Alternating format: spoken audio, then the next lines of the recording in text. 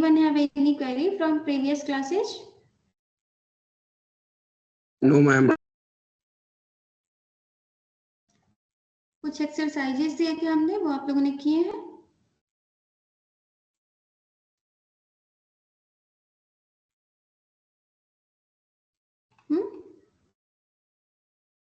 Compute the least square solution of the following by normal method. किसी ने try किया था इसे?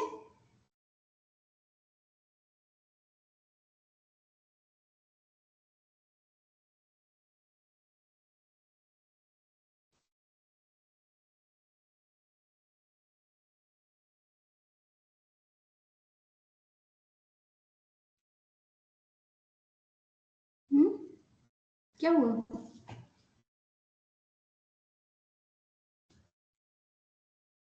किसी ने नहीं किया? Anybody? किसने किया है?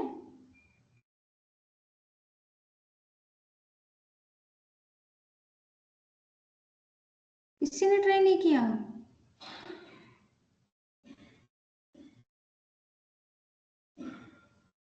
हम किए।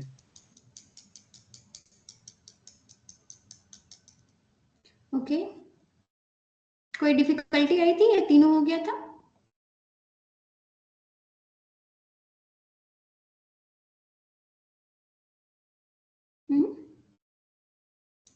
तीनों प्रॉब्लम सॉल्व हो गए थे या कोई और डिफिकल्टी आई थी? नहीं मैम, सॉल्व कर लिए थे। ओके, और कोई?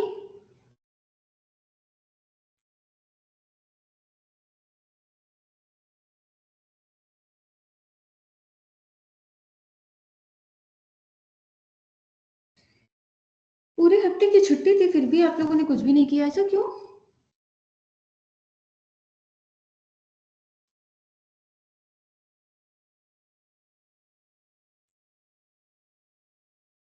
बताइए, एक लोगों के अलावा किसी ने कुछ नहीं किया?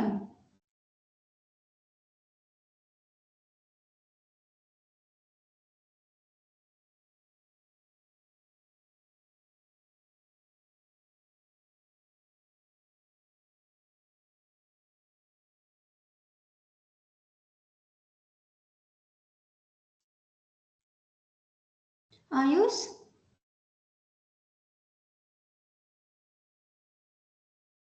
तनीषा, अच्छा मतलब उस दिन के बाद डायरेक्टली आप लोग आज ओपन कर रहे हैं या फिर ये सारी चीजें? मैम मैंने किया था। ओके, कोई डिफिकल्टी आई थी? मैम थर्ड वाले में।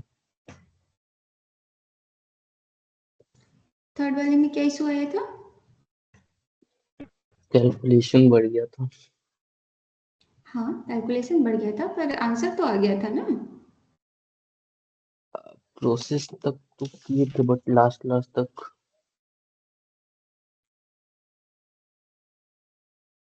नहीं आया था।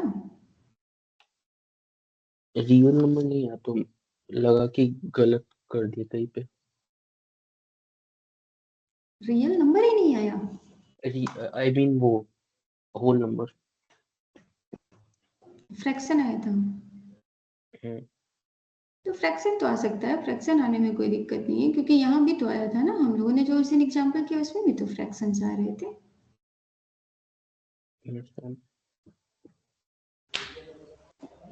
हाँ बुआ, चलो तनी चलो। ओके,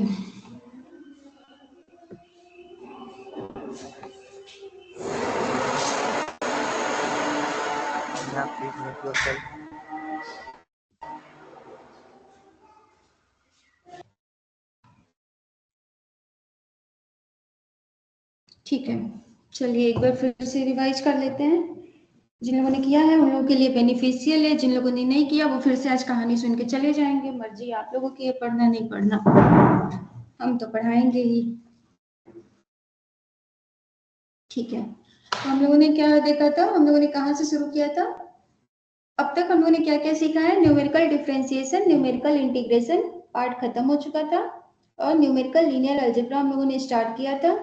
न्यूमेरिकल लीनियर अलजेब्रा में कुछ मेथड्स हम लोगों ने पढ़े थे, direct methods for solving any given system of linear equations. ठीक है, डायरेक्ट मेथड्स में कौन कौन से मेथड्स पढ़े थे? एलयू, पीएलयू, चोलिस्की, हाँ ये तीनों पढ़ा था, एलयू, पीएलयू, चोलिस्की, और गॉस एलिमिनेशन पढ़ा था। ठीक है, क्यों हम लोग इसे डायरेक्ट मेथड्स कह रहे हैं? क्योंकि ये हमें डायरेक्ट सॉल्यूशंस देते हैं whenever the solution exists. By the mean of solution exist means what? We say that our system ax is equal to b is solvable whenever our this b belongs to column space of a. Right?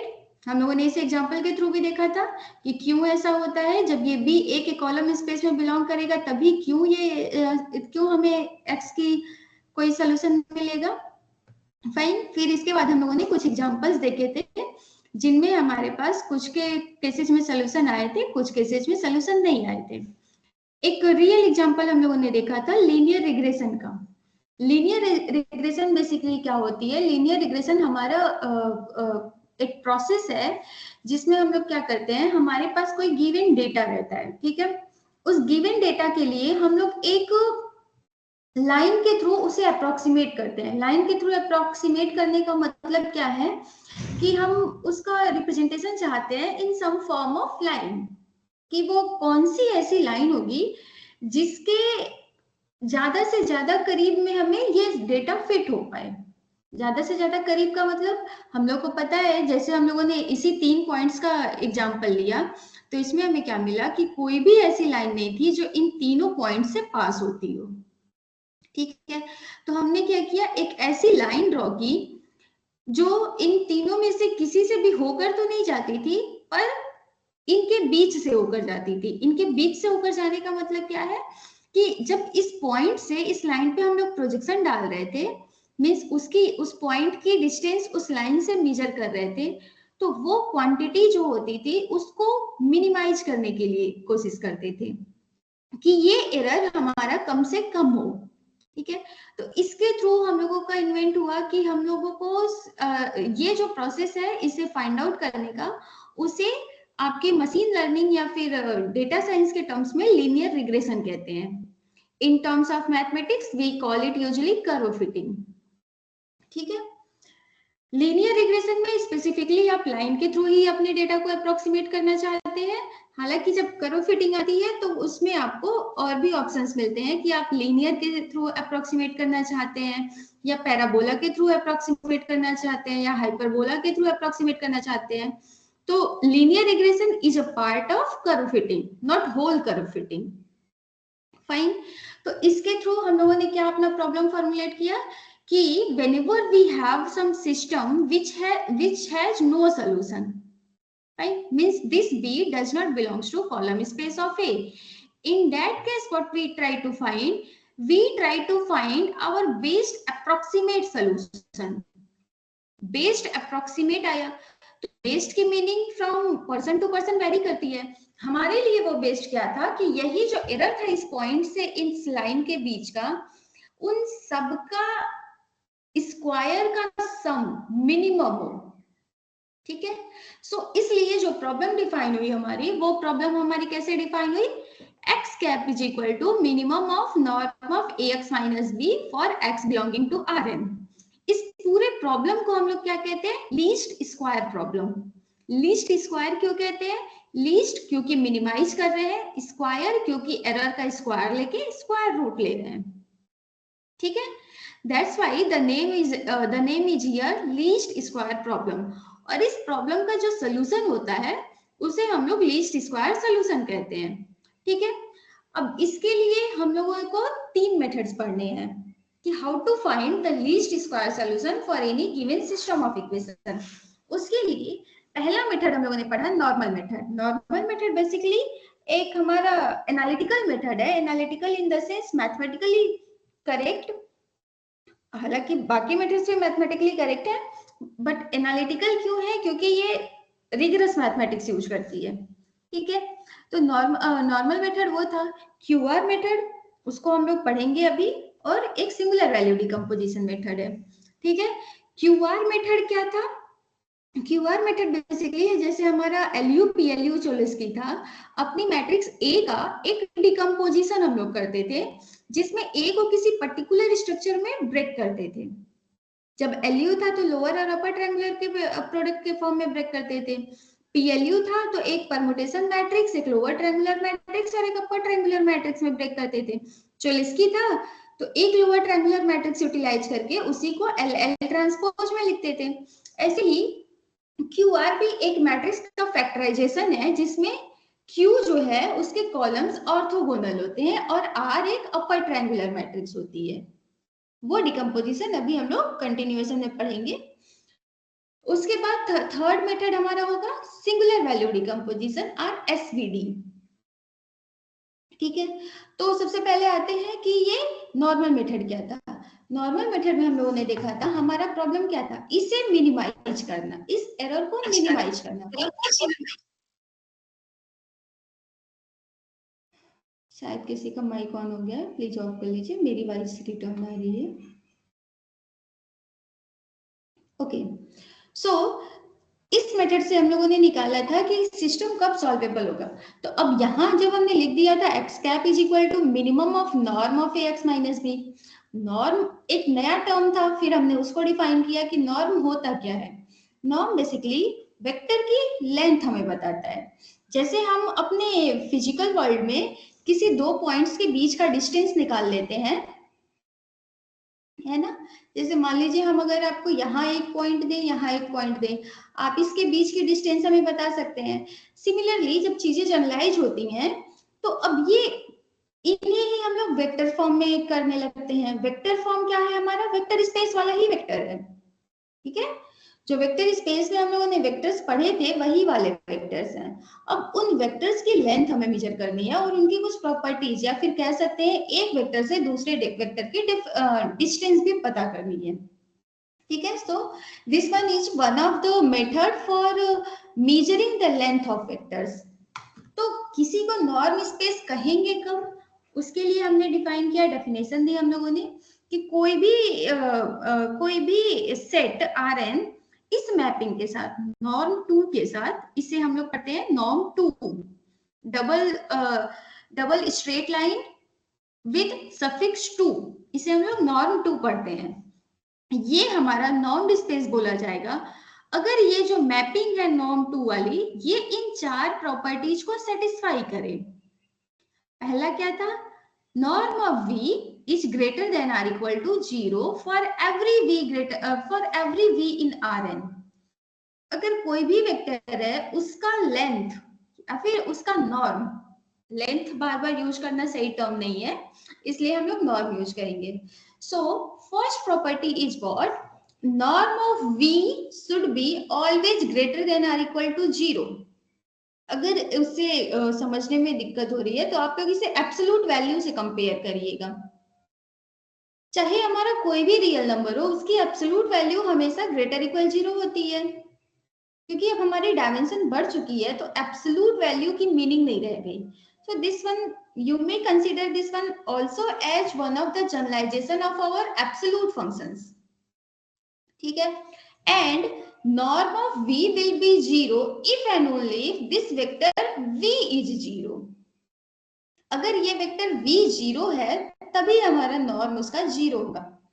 Third property क्या थी, norm of alpha v will be equal to mod of alpha into norm of v for every alpha in R and for every v in Rn।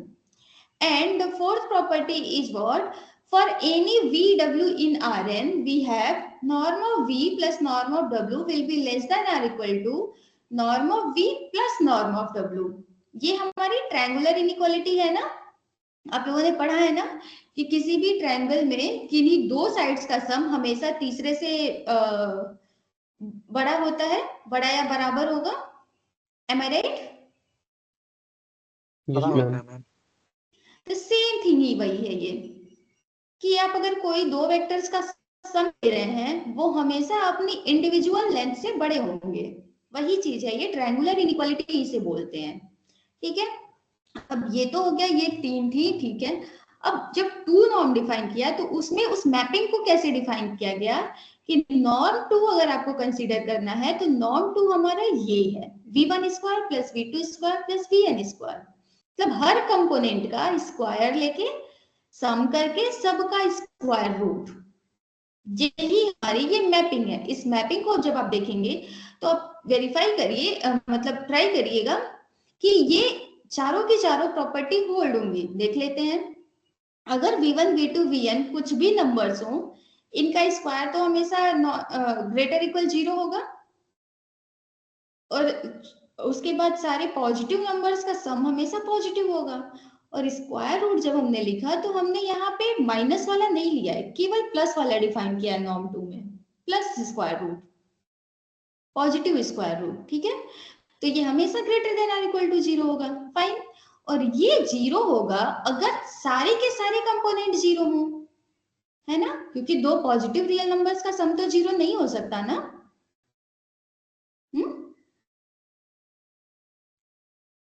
बताइए। No ma'am. So this will also satisfy our second property. Third property alpha b, इस vector को अगर हम पूरे alpha से multiply करें तो हर कंपोनेंट में अल्फा जाएगा। वेक्टर का वेक्टर पे हम लोगों ने स्केलर मल्टीप्लिकेशन पढ़ा है, मैट्रिक्स का स्केलर मल्टीप्लिकेशन। कोई स्केलर जब किसी मैट्रिक्स में मल्टीप्लाई होता है तो वो हर कंपोनेंट में जाके होता है, मतलब ये अल्फा वी जब आएगा तो हर में आएगा alpha v1 square plus alpha v2 square plus alpha vn square. Alpha सब में कॉमन आएगा, उसे हम बाहर ले सकते हैं, क्योंकि यहाँ स्क्वायर रूट है इसलिए एब्सोल्यूट वैल्यू के साथ बाहर जाएगा, है ना। जाएगा ना। Yes, So ma'am. third property will also satisfy and fourth property will also be satisfied. This you can verify from that one कि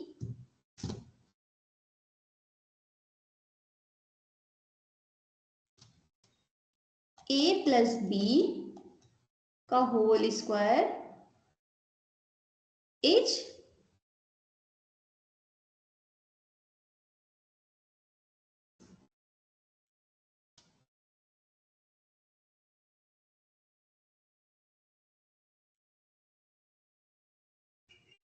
मिन्कोवस्की इनइक्वालिटी है ये, शायद आप लोगों ने नहीं पढ़ा होगा अभी, सो कोई बात नहीं, आप लोग इसे मान सकते हैं आराम से, कोई दिक्कत नहीं है।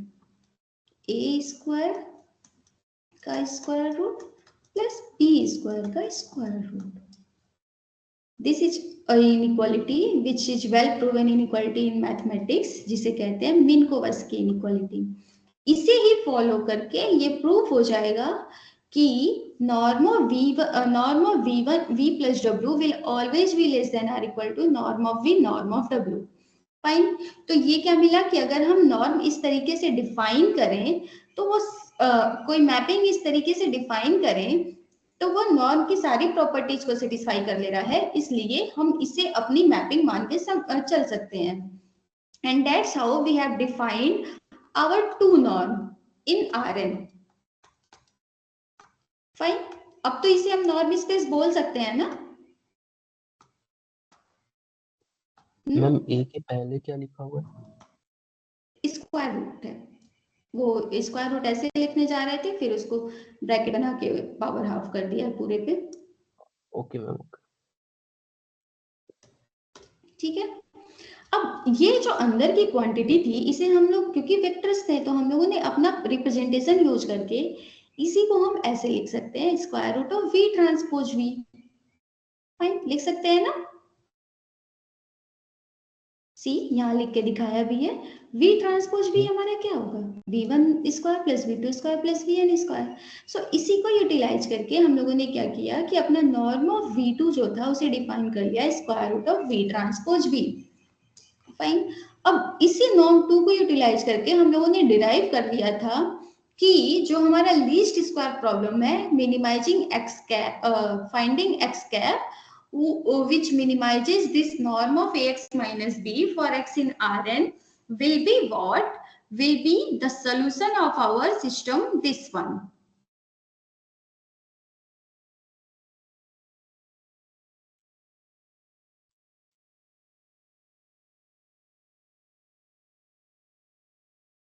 Yes ma'am. यस, ये वाला कि जो हमारा मिनिमाइजर है उसको मिनिमाइज कर रहा है, अगर हमें उसे फाइंड आउट करना है, this means what, we need to solve the system A transpose A x cap is equal to A transpose B, and this is our normal method, our analytical method to find the least square solution for the given system of equation. For example, we have we have summarized this whole calculation in the form of algorithm. अगर आप लोगों को बीच की calculation नहीं समझ आ रही है, कोई बात नहीं, एल्गोरिथम समझ लेते हैं और उससे प्रोसीड करते हैं. बाय द वे, अगर कोई जानना चाहता है, इंटरेस्टेड है, तो पूछ सकता है. I will explain again. Anybody have any query? Ma'am एक बार रिपीट कर दीजिए। कौन सा वाला?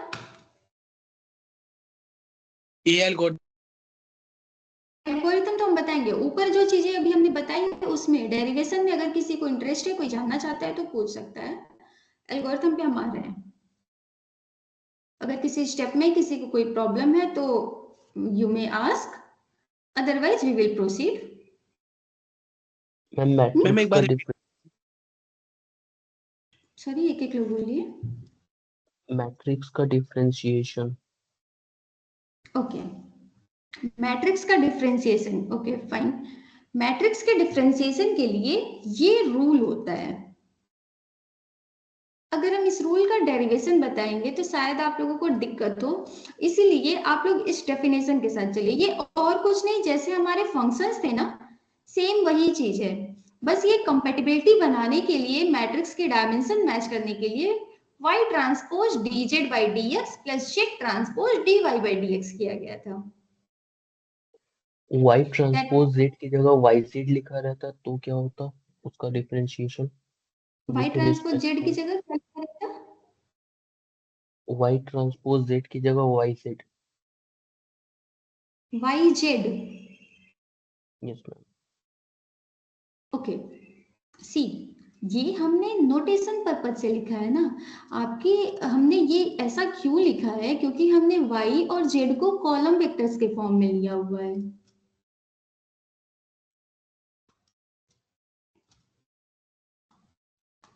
अगर आप डायरेक्टली yz रखेंगे तो आपका ये y रो वेक्टर होना चाहिए, z कॉलम वेक्टर होना चाहिए, तब ना मल्टीप्लाई हो पाएगा.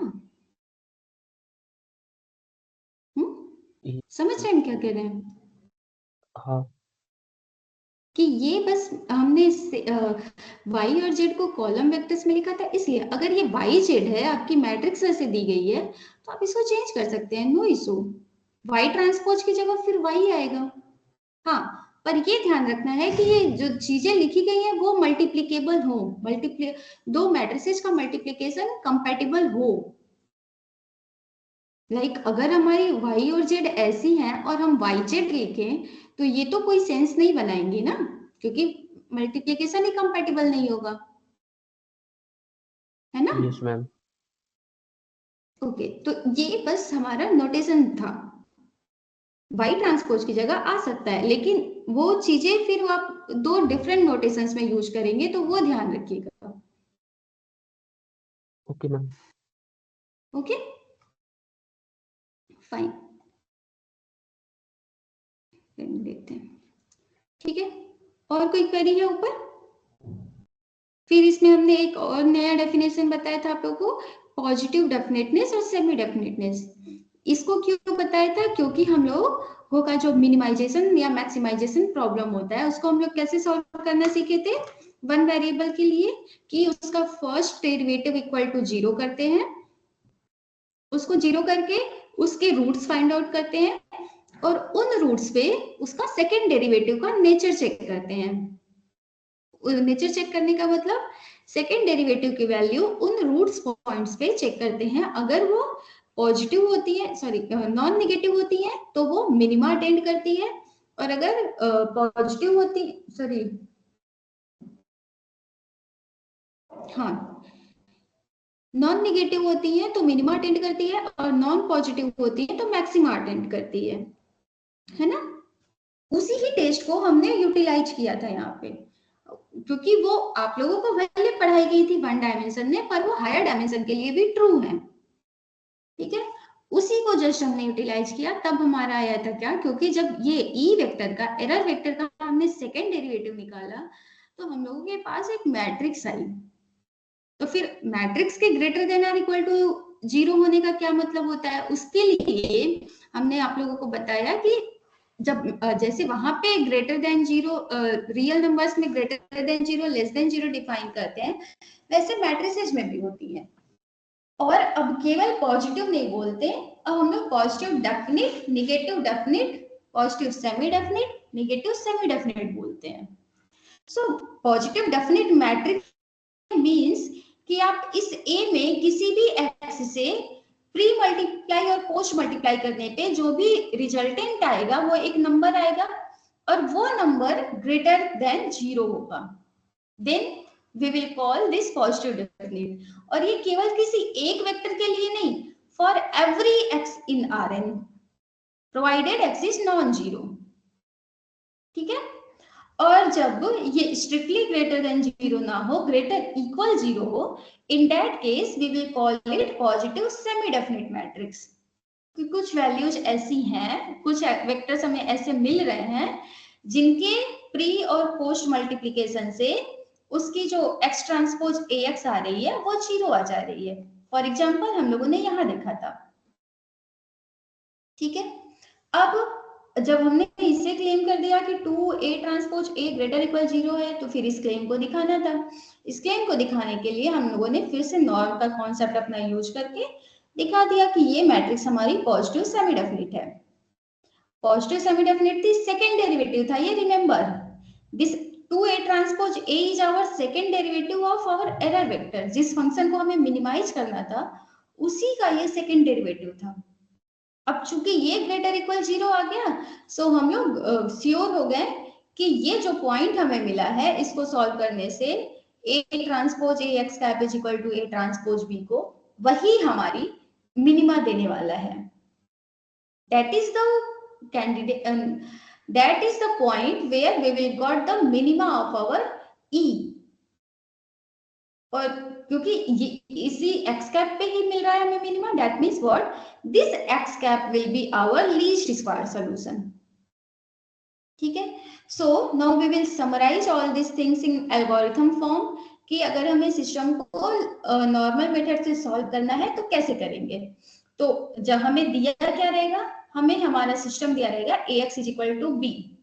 फाइन, हमारा टारगेट क्या है, कंप्यूट करना इसका least square solution, least square solution calculate करना है। ठीक है, तो उसके लिए अगर नॉर्मल मेथड से कह रहा है तो सबसे पहले हमें क्या करना है, a और b हम लोग आइडेंटिफाई कर लेंगे अपने गिवन सिस्टम से, and then we will compute our a transpose a and a transpose b। जैसे ही ये मिलेगा उसके बाद हम लोग क्या करेंगे, सेकेंड स्टेप में अपना नया सिस्टम फॉर्म करेंगे जिससे हमें लीस्ट स्क्वायर सॉल्यूशन मिलने वाला है। और वो सिस्टम क्या है, वो हमारा नॉर्मल सिस्टम है। Normal system means this system a transpose a x cap is equal to a transpose b। So यहाँ आप लोगों के पास दोनों ऑप्शन है, या तो ये जो गिवन सिस्टम है उसी में पूरे में लेफ्ट और राइट में a ट्रांसपोज से मल्टीप्लाई कर लीजिए, या फिर दोनों को अलग अलग कैलकुलेट कर लीजिए, सेम चीज है। जैसे भी आपको अपनी चॉइस से जैसे भी प्रोसीड करना चाहे कर सकते हैं, नो इशू। ठीक है, जब हमारा नॉर्मल सिस्टम फॉर्म हो जाएगा then what we will do, ये सिस्टम गारंटीड है कि सॉल्वेबल होगा और इसे हम लोग सॉल्व करके अपना एक्स कैप निकालेंगे। ठीक है, यही एक्स कैप हमारा लीस्ट स्क्वायर सॉल्यूशन होगा for the given problem ax is equal to b, क्योंकि ये तो हम लोग ऑलरेडी ऊपर प्रूव कर चुके हैं थ्योरेटिकली या एनालिटिकली, है ना। और ये ध्यान दीजिएगा, जब हम सिस्टम लिख रहे थे तब x था, जब लीस्ट स्क्वायर सॉल्यूशन लिख रहे हैं तब हमारा एक्स कैप है। ये एक नोटेशन यूज होता है जिससे ये बिना लिखे मेंशन हो जाता है कि ये x जो आपने निकाला है वो लीस्ट स्क्वायर सॉल्यूशन है, ना कि सॉल्यूशन है आपके सिस्टम का। क्योंकि सॉल्यूशन का मतलब एग्जैक्ट सॉल्यूशन होता है जो हम लोगों ने अपने डायरेक्ट मेथड्स में पढ़ा था। एक्स कैप मतलब वो उस सिस्टम का एग्जैक्ट सोल्यूशन तो नहीं है बट लीस्ट स्क्वायर है।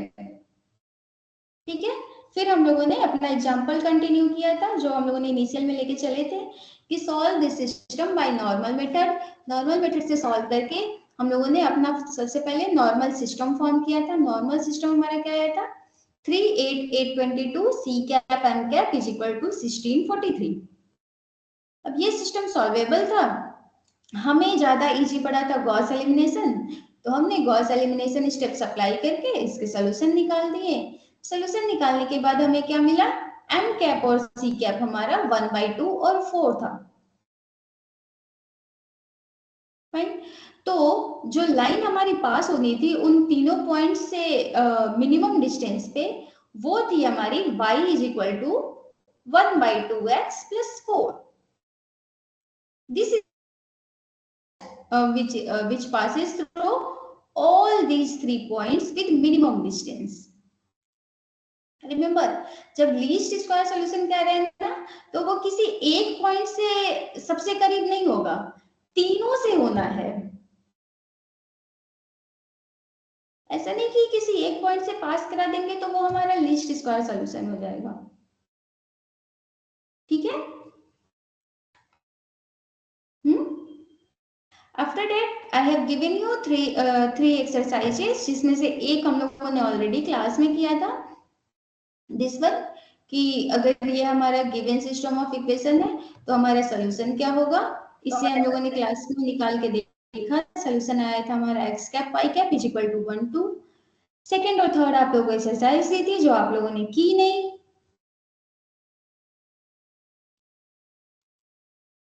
So now we will try to find some new things. Till now, any doubt, any query?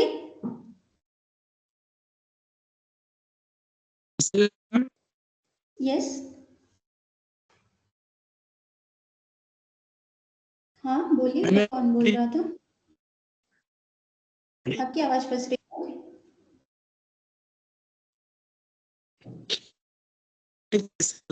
तरीके दीजिए, मैं थोड़ा घूमता हूँ, समझ नहीं आ रहा। क्या करें? Am I audible? Yes, ma'am. Yes, ma'am, audible. Alok, please continue. Repeat your question.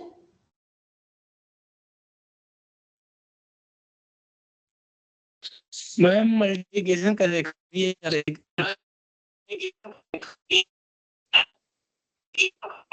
Type कर ले। ब्रो टाइप कर मेरी लो। भी आवाज ऐसे फंस के आ रही है क्या? No ma'am. मैम उसका network problem properly audible. Ma'am Alok type कर लेगा चैट बॉक्स में।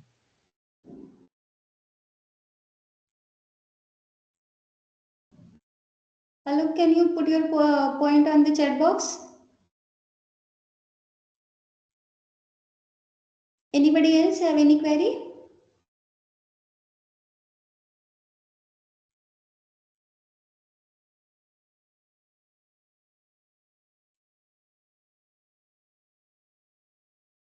No, ma'am.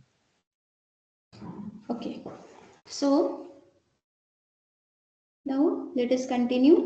See, हम लोगों ने वहां क्या देखा था, जब गॉस एलिमिनेशन अप्लाई करना स्टार्ट किया था तो हम लोगों ने क्या क्या देखा था कि हमारे पास जब सिस्टम होता है ax is equal to b solvable होता है, तो कुछ केसेज में हमारे पास यूनिक सोल्यूशन मिलता है, कुछ केसेज में हमारे पास नो सोल्यूशन मिलता है, और कुछ केसेज में हमारे पास इनफाइनाइटली मेनी सोल्यूशन मिलता है ना?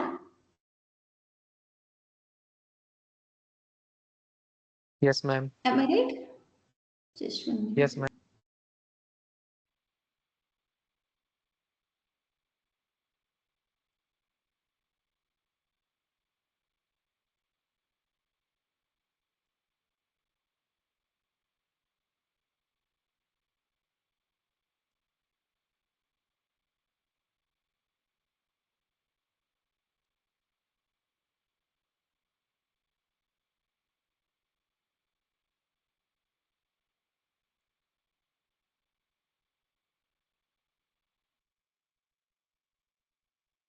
मैम आपकी वॉइस आ नहीं रही है। Just 1 minute. Okay.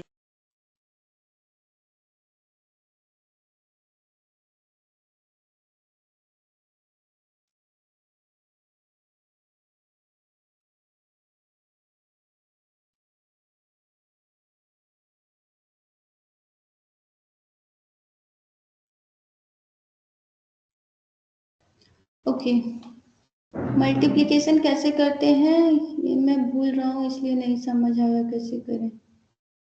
Matrix multiplication ही आप भूल गए हैं। ठीक है, बताते हैं। ओके, सो मैट्रिक्स मल्टीप्लिकेशन कैसे करते हैं? रो को लेके उसकी कॉलम से मल्टीप्लाई करते हैं ना।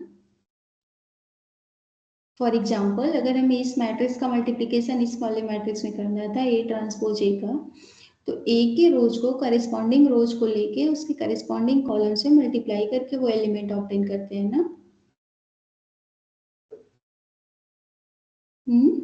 याद आया?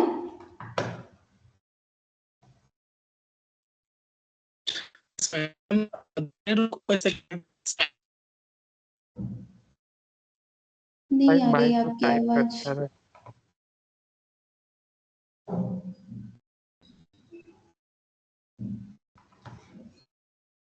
इन्हीं एक सेकंड वाला एग्जांपल हम कर देते हैं, उनको भी क्लियर हो जाएगा, उनकी आवाज भी आ जाएगी। ठीक है, सेकंड एग्जांपल नहीं करेंगे, एक नया एग्जांपल हम करते हैं। ओके, सेकंड और थर्ड, क्योंकि आप लोगों ने कुछ नहीं कर रखा है तो हम लोग नई चीज करते हैं। स्टेट क्या है? 20।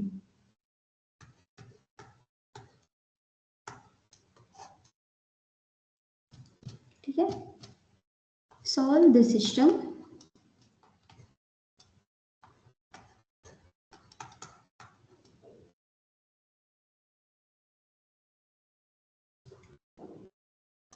To 1 1 2 3 3 x y is equal to 1 2 3। ठीक है, और compute least square solution of this one. अच्छा, उसके पहले हमें आप लोग ये फाइंड आउट करके बताइए कि क्या ये सिस्टम सॉल्वेबल है?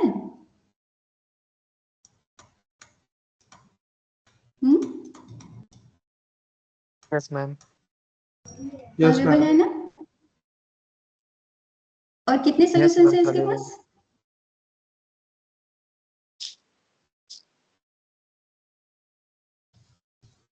How many solutions it have? One solution. Unique solution, right? So if we are trying to solve this system by LSS method, what we have to do? What is our A? A is this one. This one is our X and this one is our B. ठीक है? So अगर हमें अभी तक, क्योंकि हम लोगों ने बस नॉर्मल मेथड पढ़ा है, इसलिए हम नॉर्मल मेथड से करने जा रहे हैं। ठीक है, एक मिनट। Okay fine, no issue. A transpose A will be what? A transpose means our matrix will be 2 1 3 1 2 3 multiplied by this one 2 1 1 2 3 3. This will be equal to row matrix multiplication कैसे करते हैं? This row will be multiplied with the columns of this one and whatever entry will get that will be 1 1 1 1 entry of our multiplication. Matrix का first row लेके जब first column के element से multiply करते हैं तब हमें 1 1 एलिमेंट मिलता है अपने मल्टीप्लिकेशन मैट्रिक्स का। ठीक है, so we will do that 2 into 2 plus 1 into 1 plus 3 into 3 कितना हो जाएगा? 2 2 जा 4 plus 1 5 9 3 3 जा 9 9 plus 5 14। Now 2 into 1 plus 1 into 2 plus 3 into 3 ये कितना हो जाएगा? 13 plus 2 4 4 9 13। नाउ सेकेंड रो के लिए क्या करेंगे, सेकेंड रो लेके इनके कॉलम से बारी बारी मल्टीप्लाई करेंगे। 1 into 2 plus 2 into 1 plus 3 into 3 कितना हो जाएगा, 2 plus 2 plus 9 again 13। And now we will multiply second row with second column and we will obtain our 2 to entry. 1 into 1 plus 2 into 2 plus 3 into 3. 3 3 are 9, 2 2 are 4, 4 plus 9 13 plus 1 14. This will be 14. A transpose B क्या आएगा, A transpose B हमारा हो जाएगा 2 1 1 2 3 3 into B 1 2 3 multiply कर लेते हैं। 2 into 1 plus 1 into 2 plus 3 into 3 कितना हो गया, 2 plus 2 plus 9 13।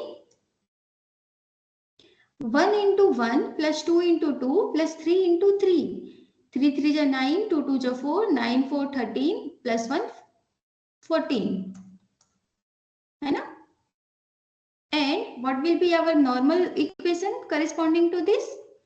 A transpose A x cap is equal to A transpose B. Substitute the value of A transpose A and A transpose B. Then what we will obtain? 14, 13, 13, 14. Now what we will obtain? X अब हम नहीं लिखेंगे, X cap है, इसलिए यहां भी हम X cap y cap लगाएंगे क्योंकि हम लीस्ट स्क्वायर सॉल्यूशन कंप्यूट कर रहे हैं। ठीक है, this will be our 13 into 14 sorry below augmented 14। What will be the solution of this, किस मेथड से आप लोग कैलकुलेट करना चाहते हैं। अब इस सिस्टम को आप लोगों को सॉल्व करना है, ये गारंटीड है, ये सिस्टम सॉल्वेबल है। नाउ प्लीज आंसर, कौन सा मेथड अप्लाई करना चाहते हैं, गॉस एलिमिनेशन अप्लाई करें। Yes ma'am. ठीक है, गॉस एलिमिनेशन। तो अपना सबसे पहले ऑगमेंटेड सिस्टम लिखते हैं, A transpose A, A transpose B.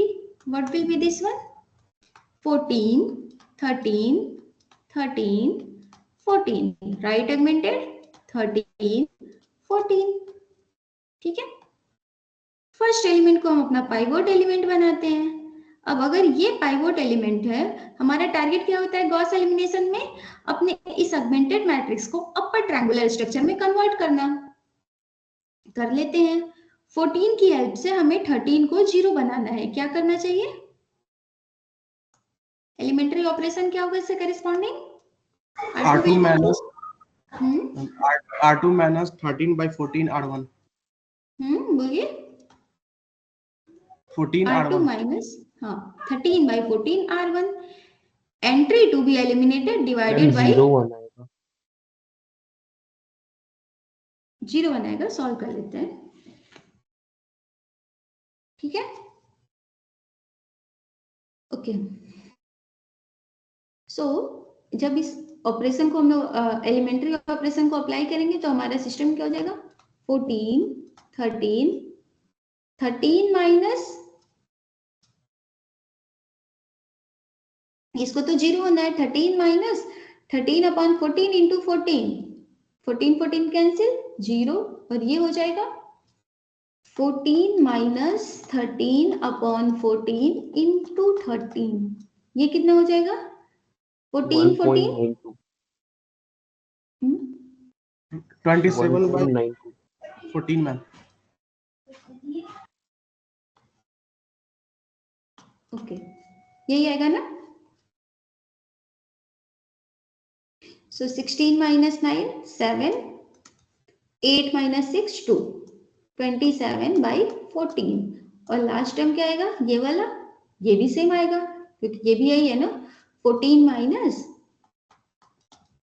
13 by 14 into 13, this will again come 13 and this will come 14 by 27 by 14। अब जब ये सिस्टम मिल जाता है हमें, तो हम लोग क्या करते हैं, अपर ट्रायंगुलर स्ट्रक्चर तो बन गया ना। अब इसके बाद क्या करते हैं गॉस एलिमिनेशन में, बैकवर्ड सब्स्टिट्यूशन। राइट। बैकवर्ड अपने इस लास्ट सिस्टम से, लास्ट मैट्रिक्स से अपना सिस्टम फॉर्म कर लेते हैं और उसी को सॉल्व करके निकाल लेते हैं। सो अब अगर हम इससे निकालें तो क्या होगा हमारा system? 14 x cap plus 13 y cap is equal to 13 and 27 by 14 y cap is equal to 27 by 14। Second equation में हमारा एक ही वेरिएबल है, इस वाले से हम क्या इसको डिटरमाइन कर सकते हैं? क्या आ जाएगा हमारा y कैप? 1 है ना। अब y कैप की वैल्यू जब आ गई तो फर्स्ट वाले इक्वेशन में रख देते हैं, फर्स्ट वाले इक्वेशन में रखेंगे तो 13 हो जाएगा। सो this will give us by back substitution x cap is equal to 0. So what we are getting, our least square solution for the given system is x cap y cap is equal to 0 1, है ना। अब हमें कोई ये calculate करके बताएगा क्या कि इसका एग्जैक्ट सोल्यूशन क्या था?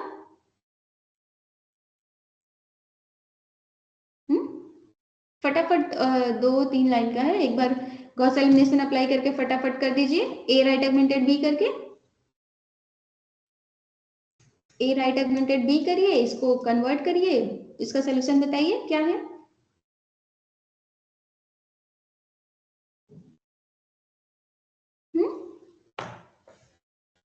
यस मैम कर रहे हैं। Okay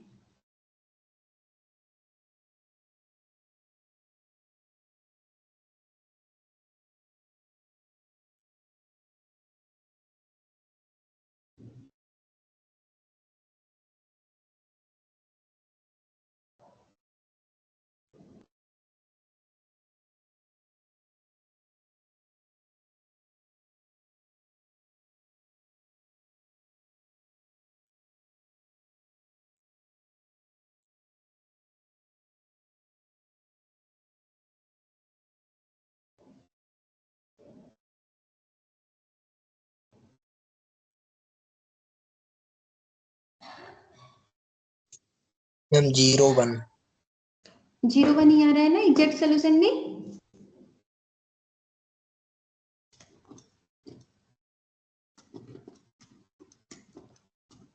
xy is equal to 0 1. So what we are observing from this example कि जब हमारा एग्जैक्ट सोल्यूशन एग्जिस्ट कर रहा होगा उस केस में least square solution will be same as our solution, exact solution. Can I say that?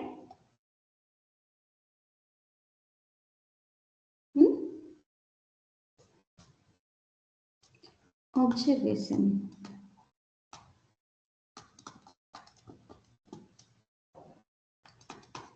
First observation क्या है कि if ax is equal to b is solvable, then x is equal to x cap, exact solution is equal to least square solution. Can I conclude that? कह सकते हैं क्या? Yes Yes, ma'am. ma'am. Right okay Yes, ma'am.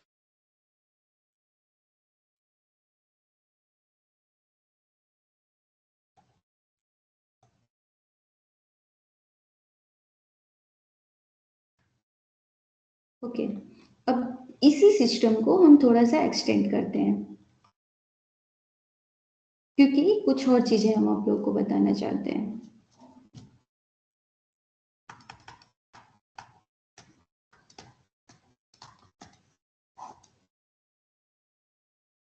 C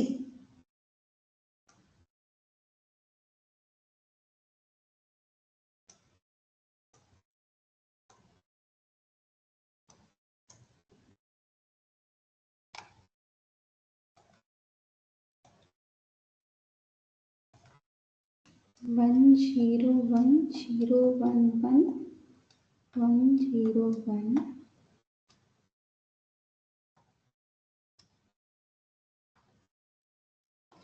x Y Z is equal to 1 2 3। इसका least square solution calculate करिए please by normal method और बताइए क्या होगा। Find LSS। LSS find out करना है तो क्या होगा, ये हमारा मैट्रिक्स A है, ये हमारा मैट्रिक्स B है, ठीक है। A ट्रांसपोज A हमें कैलकुलेट करना होगा, लेट अस कैलकुलेट दैट। इसका ट्रांसपोज क्या होगा, रो हमारा कॉलम में बदल जाएगा 1 0 1 0 0 1 1 and third row 1 0 1 multiplied by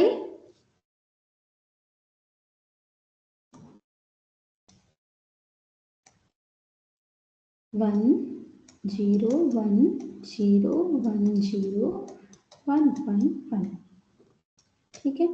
multiply कर देते हैं 1 into 1 plus 0 into 0 plus 1 into 1 कितना हो जाएगा 2। 1 into 0 plus 0 into 1 plus 1 into 1 कितना हो जाएगा 1। 1 into 1 plus 0 into 0 plus 1 into 1 ये कितना हो जाएगा 2। सेकेंड रो करते हैं 0 into 1 plus 1 into 0 plus 1 into 1 1। 0 into 0 plus 1 into 1 plus 1 into 1 2। 0 into 1 plus 1 into 0 plus 1 into 1 1।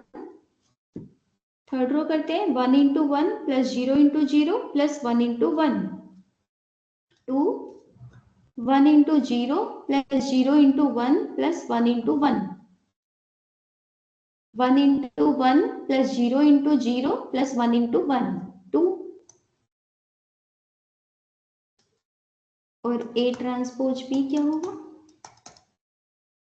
1 0 1 0 1 1 1 0 1। Calculation please ध्यान रखिएगा, हम कहीं कुछ भी गलत लिखे तुरंत बोलिएगा क्योंकि हमसे स्लिप ऑफ पेन बहुत ज्यादा होता है। 1 2 3 ये क्या देखा हमने 1 into 1 plus 0 into 2 plus 1 into 3 मतलब 4। 0 into 1 plus 1 into 2 plus 1 into 3 means 5।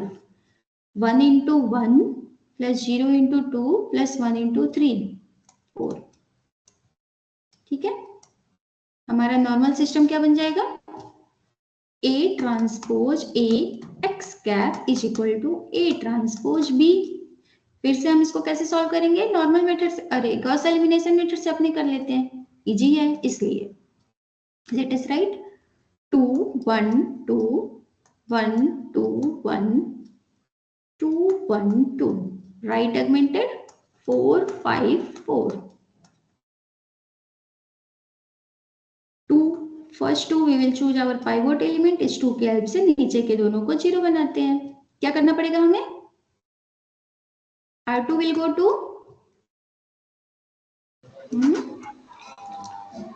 R2 minus R1 by 2 और R3 R3 minus R1 yes R3 minus R1 ठीक है। ये ऑपरेशन करते हैं, देखते हैं मैट्रिक्स क्या आती है हमारी 2 1 2 4 0 2 minus 1 by 2 3 by 2 1 minus 2 by 2 0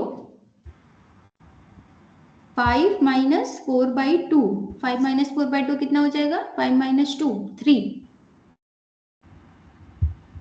third row 0 1 minus 1 0 2 minus 2 0 4 minus 4 0 है ना। अपर ट्रायंगुलर सिस्टम में कन्वर्ट हो चुका है, हो चुका है ना। Yes ma'am. So from this what we will do, we will write our system of equation. 2x cap plus y cap plus 2z cap is equal to 4 and 3/2 y cap is equal to 3. So what this will give us? y cap हमारा कितना हो जाएगा? y cap will be 2. y cap की value रखते हैं यहाँ पे, कितना हो जाएगा ये हमें देगा x cap plus z cap is equal to 1. 2 value रखा, 2 से 2 सब्ट्रैक्ट हो जाएगा, बचेगा 2, फिर 2 से सबको डिवाइड कर दिया। ठीक है? Yes ma'am. अब ये x cap plus z cap is equal to 1 आया। दो वेरिएबल्स हैं, उनका सम 1 हो रहा है, मतलब एक वेरिएबल तो इसमें फ्री होगा ना? Yes ma'am. लिखे इस z कैप को इधर लिखें फ्री वेरिएबल बना के। z cap is equal x cap is equal to 1 minus z cap. So what will be the least square solution for this system? X cap, y cap, z cap. This will be what? Is equal to y cap is equal to 2, z cap is equal to, अगर हम k लें, k कोई भी scalar हो तो x cap हो जाएगा 1 minus k, right? तो अब k हमारा आर्बिट्रेरी वेरिएबल है, so how many least square solution we will get? Insight, right? So what we are observing, similar to our solution, least square solution may be infinitely many. Am I right? कह सकते हैं यहां से ना? Yes ma'am.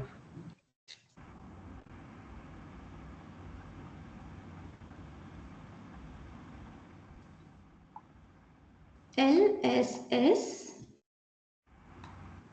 may not exist uniquely. Exist करेगा ये तो guaranteed है, पर हो सकता है कि यूनिकली ना करता हो, मोर देन वन सोल्यूशन हो, कह सकते हैं ना? Yes ma'am. अच्छा, Yes, और ma'am. इतनी चीजें अगर हम लोगों ने ऑब्जर्व की, तो क्या आप में से कोई हमें ये बता सकता है कि कब यूनिक सोल्यूशन मिलेगा एलएसएस वाला? मैम जब उसका ये equal to number of column हो जाएगा, number of pivots equal to number of column. Number of क्या is equal to number of columns? Pivots. A transpose A में number of pivots is equal to number of unknowns, है ना? Yes ma'am. और pivots होते क्या है हमारे? Number of pivots is equal to rank, rank, है ना? Rank of a and a is equal to rank of a augmented b. नहीं, वो तो सॉल्युबिलिटी की कंडीशन हो जाती है ना। Yes ma'am. यहाँ हम ये पूछना चाह रहे हैं कि हमारा लीस्ट स्क्वायर सॉल्यूशन यूनिकली कब एग्जिस्ट करेगा, क्योंकि हमने ये भी देखा कि मोर देन वन सॉल्यूशन भी मिलते हैं, यूनिक सॉल्यूशन भी मिलता है। नंबर इस ऑफ वाले कॉलम में इक्वल हो जाएगा रैंक तब। नंबर ऑफ कॉलम किसके किसके नंबर ऑफ कॉलम के? रैंक के। ए का या ए ट्रांसपोज ए का? A transpose a. Right? See the equation here, ये सिस्टम है हमारा a transpose a x cap is equal to a transpose b, यही है ना हमारा नॉर्मल सिस्टम। और हमें यहाँ पे ये भी पता है कि ए ट्रांसपोज ए एक स्क्वायर मैट्रिक्स है, सो इस सिस्टम का यूनिक सॉल्यूशन कब मिलेगा? किसी स्क्वायर सिस्टम का यूनिक सॉल्यूशन कब मिलता है?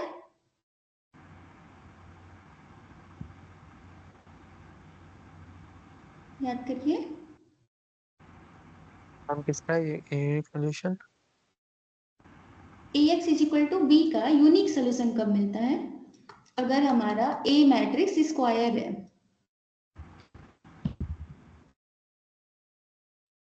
इससे हम यही पूछ रहे हैं कि इस वाले सिस्टम का, जो हमारा नॉर्मल सिस्टम है, इसका यूनिक सोल्यूशन कब मिलेगा?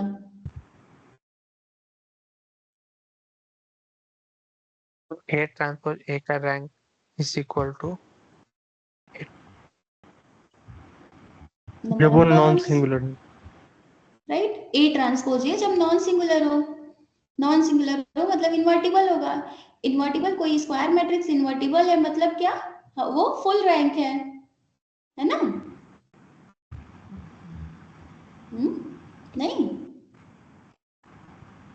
Yes ma'am. Sir So we will get the unique solution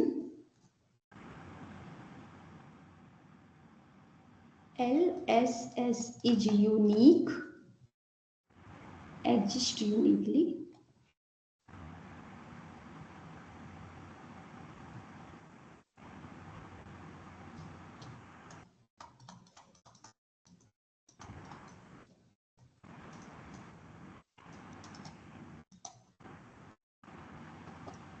If rank of A is equal to n, means number of columns in A,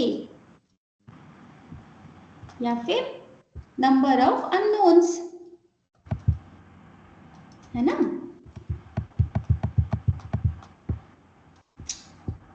इसमें म्यूजिक कौन बजा रहा है?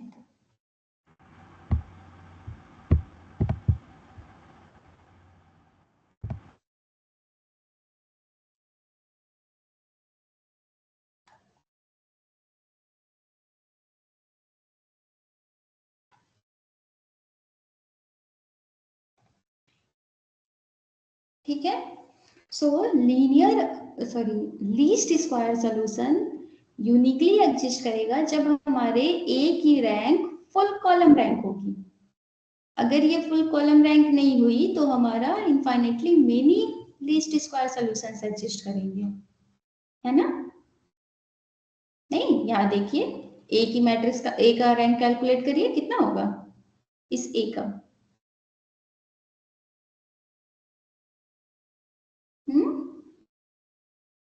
एनीबॉडी?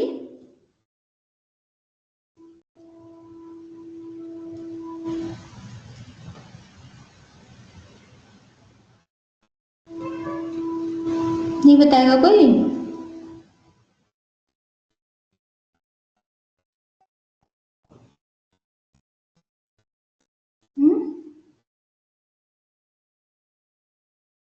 मैम प्लीज रिपीट को। इस ए की रैंक बताइए कितनी है? 2। 2 है, नंबर ऑफ कॉलम्स से कम है, इसीलिए यहाँ ऐसा हुआ कि हमारे पास infinitely many least square solutions exist कर रहे थे। हम लोगों ने क्या क्या अपने पूरे डिस्कशन के अकॉर्डिंग, पूरे डिस्कशन के ड्यूरिंग फाइंड आउट किया। पहला तो ये कि अगर हमारा system Ax is equal to b solvable है तो हमारा सोल्यूशन और लीस्ट स्क्वायर सोल्यूशन बराबर आएगा। ठीक है, दूसरा हम लोगों ने ये फाइंड आउट किया कि लीस्ट स्क्वायर सोल्यूशन की तरह जरूरी नहीं है कि यूनिकली एग्जिस्ट करे।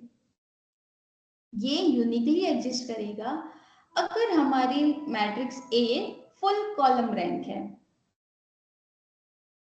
फाइन। और जब ये यूनिकली नहीं एग्जिस्ट करेगा तब हम लोग कैसे काम करेंगे?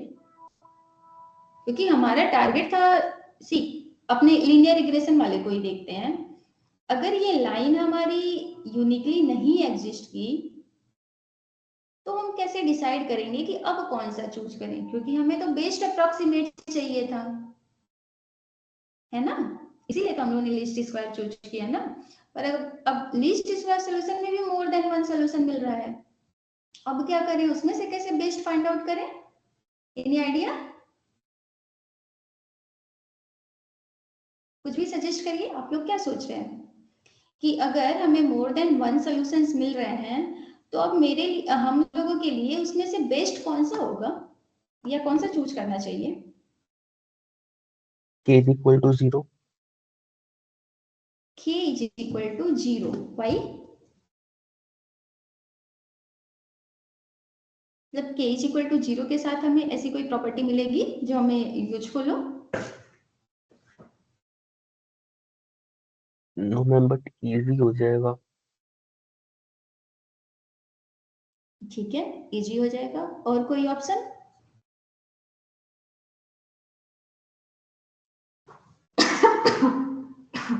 Sorry, any other suggestion? और क्या ले सकते हैं?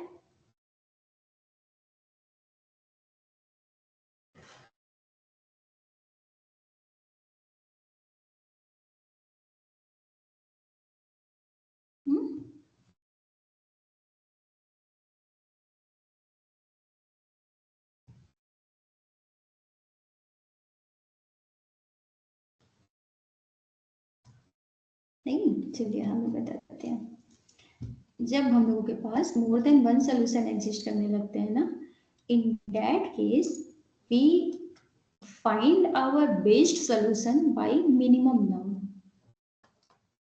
So observation 4 is that in case of 2,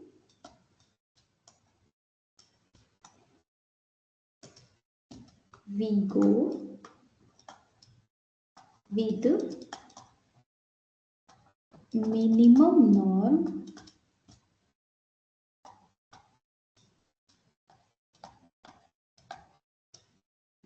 least square solution.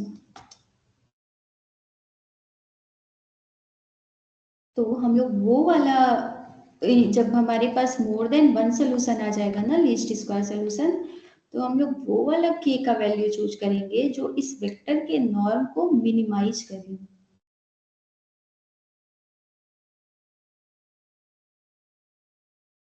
ठीक है? Yes ma'am. सो इस मेथड के लिए पर्टिकुलरली, इसके लिए, इसे फाइंड आउट करने के लिए हम लोगों के पास फिर से दो तरीके हैं। एक तो एनालिटिकल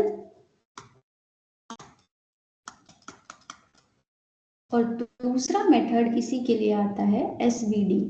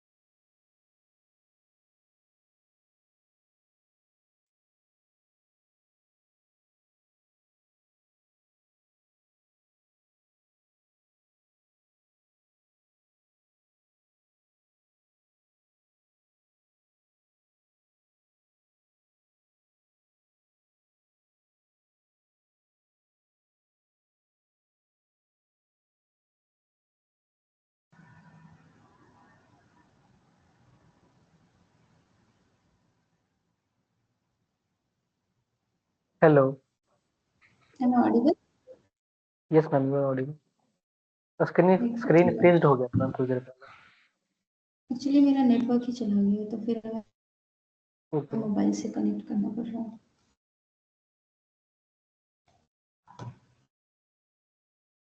ओके, तो आपका आवाज मेरी कहाँ तक गई थी?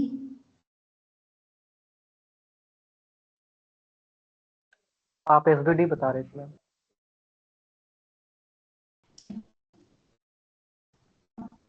तो हम लोग इसके लिए जब यूनिक सोल्यूशन एग्जिस्ट करता है, उसके लिए एक मेथड पढ़ेंगे जो कि हमारा होगा क्यूआरडी कंपोजिशन।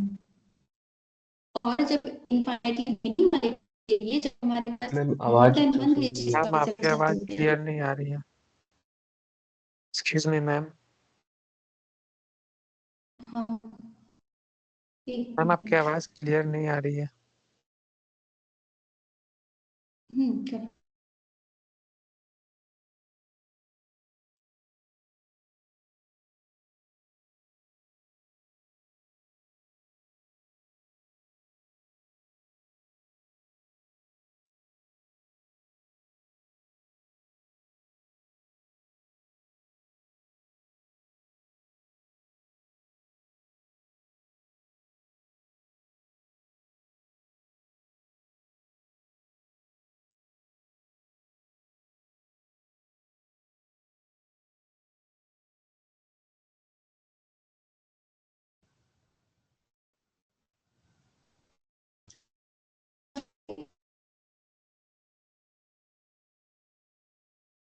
कर लैग कर रहा है हल्का हल्का मैम आपकी आवाज।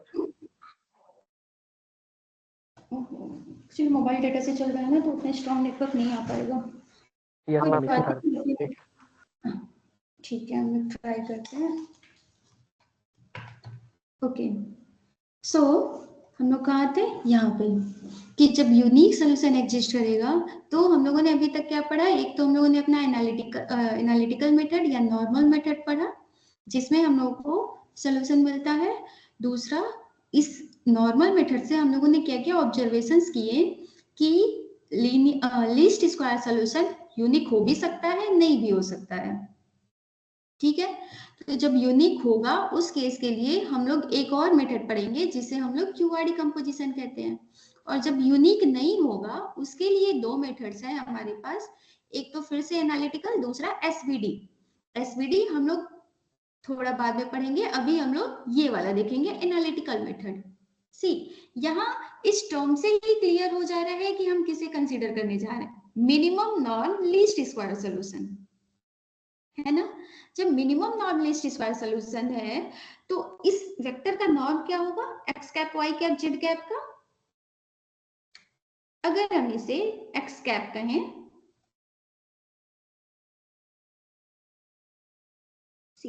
अगर हम इसे एक्स कैप कहें, so what will be our norm of x cap,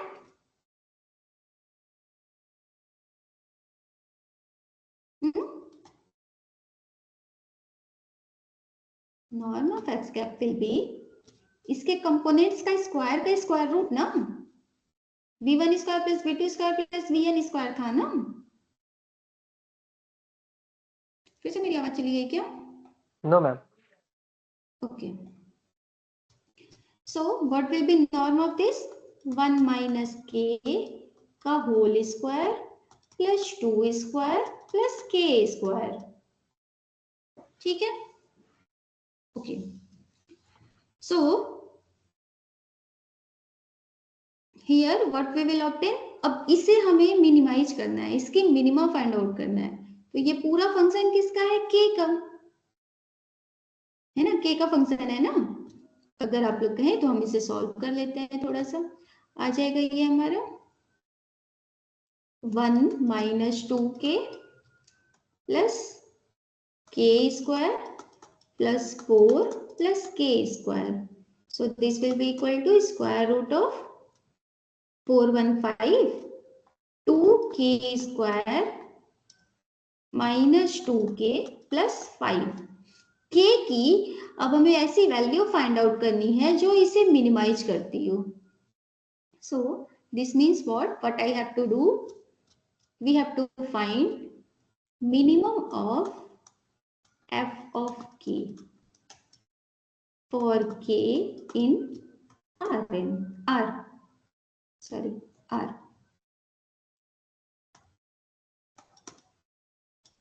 तो वो जो k होगा जो इसे मिनिमाइज करेगा इस f k को, वही हमारा minimum norm least square solution होगा, है ना। मिनिमम नॉर्म से क्लियर है ना कि हम इसे क्यों मिनिमाइज करने जा रहे हैं, इसी चीज को।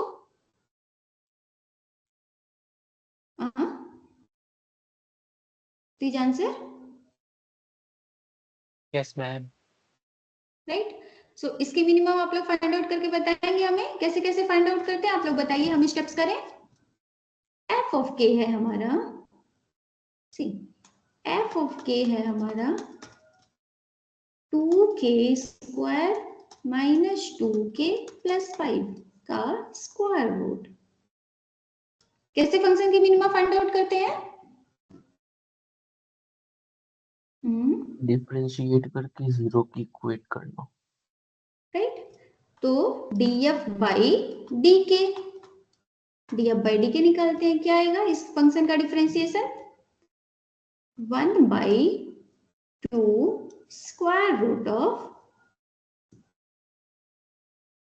2k² minus 2k plus 5। ठीक है, ये तो हो गया इसका 1/2 पावर का। अब अंदर वाले का डिफरेंशिएशन होगा, अंदर वाले का डिफरेंशिएशन होगा तो क्या होगा? 2k² means 4k into minus 2k, सो माइनस 2, 5 का differentiation 0, so what will be this one? 2 से कैंसिल कर दे, so this will be 2k minus 1 upon 2k² minus 2k plus 5 का स्क्वायर रूट, है ना? df बाई डी के सही है? Yes ma'am. तो अब df बाई डी के को निकाल के, क्योंकि हमें मिनिमा चाहिए फंक्शन की, so df by d k is equal to 0, is equal to 0 करेंगे तो हमें क्या देगा ये? 2k minus 1 upon square root of 2k² minus 2k plus 5 is equal to 0, and this will give us 2k minus 1 is equal to 0, and this will give us k is equal to 1/2, है ना? यही देगा। Yes ma'am. तो अभी क्या हम यहीं से क्लेम करते हैं कि ये इसका मिनिमा देगा, या हमें कुछ और टेस्ट करने होंगे वेरिफिकेशन के लिए? हम इसको पुट करना होगा ना, इस किसमें? 2k माइनस 1 तो अगर हम इसे 2k माइनस सिंगल डिफरेंशिएशन में पुट करना होगा। हाँ, तो इसमें तो पुट करेंगे तो आ जाएगा ना, k इज इक्वल टू 1/2 है, 2 इंटू 1/2 तो 1, 1 माइनस 1 0, तो df बाई डी को तो 0 करके ही रे रूट निकाला है ना। बस मैं अब आगे क्या करना होता है मिनिमा फाइंड आउट करने के लिए? सेकंड डेरिवेटिव टेस्ट क्या कहता है? Double differentiation. Yes, second derivative निकालेंगे ना, और सेकंड डेरिवेटिव के नेचर से वो पॉजिटिव है कि नेगेटिव है या फिर कैसा है, उससे हम लोग डिसाइड करते हैं ना कि फंक्शन की वैल्यू, फंक्शन उस पॉइंट पे मिनिमा दे रहा है कि मैक्सिमा दे रहा है या फिर कुछ नहीं दे रहा है। बस ma'am d2f by dk2, this means what? d by dk of this one, 2k minus 1 upon square root of 2k² minus 2k plus 5। ठीक है, इसको डिफरेंशिएट करिए, क्या आएगा? दो फंक्शंस का कोफिशिएंट होता है तो कैसे डिफरेंशिएट करते हैं?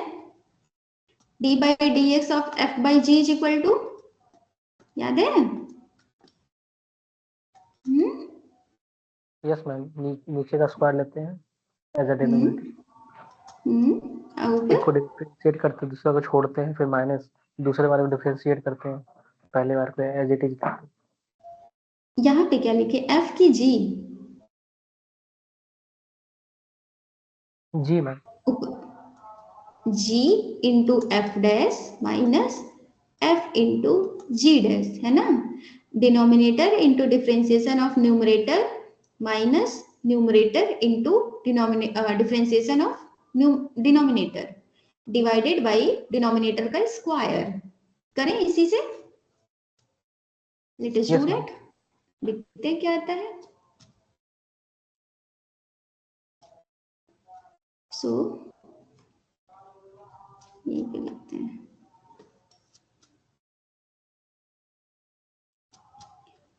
टू के square 2k² minus 2k plus 5 का square root into differentiation of numerator.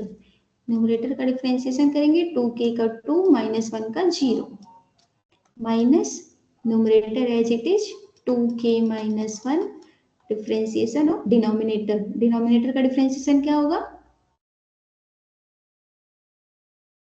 यही होगा ना, ऊपर वाला ही होगा ma'am, 2k minus 1 upon under root 2k square minus 2k plus 5। Yes, square root of 2k square minus 2k plus 5 divided by denominator का square, सो 2k square minus 2k plus 5। ठीक है ना। अब इसमें क्या करना होता है, k की वैल्यू रखनी होती है, रख लेते हैं। So d2f by dk square at k is equal to 1/2। ये क्या होगा, इसमें वैल्यू रखते हैं, square root of 2k square 1/4 minus 2k, k की वैल्यू 1/2 है, 2 इंटू 1/2 प्लस 5, ठीक है, इंटू 2 माइनस 2k माइनस 1, तो k इज इक्वल टू 1/2 रखेंगे, क्या हो जाएगा, ये 0 हो जाएगा। सॉरी 0 यहाँ नहीं होगा, तो हम डायरेक्टली 0 रखें उसकी जगह। Yes ma'am.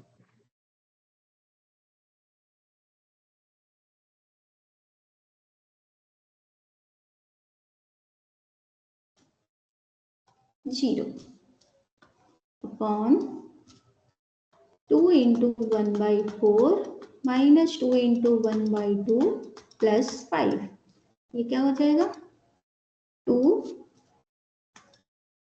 2 1 5 minus 1 4 4 plus 1/2 4 plus 1/2 is equal to 9/2।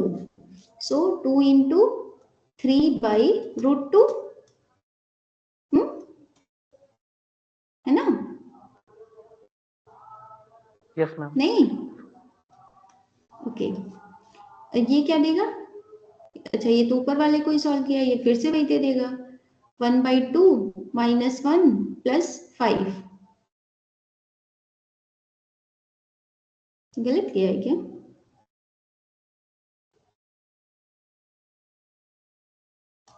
One by two minus 1 plus 5, सो 5 ये 4 4 प्लस 1/2 9/2, ठीक है 9/2, ठीक है। तो क्या ये वैल्यू ग्रेटर देन 0 है,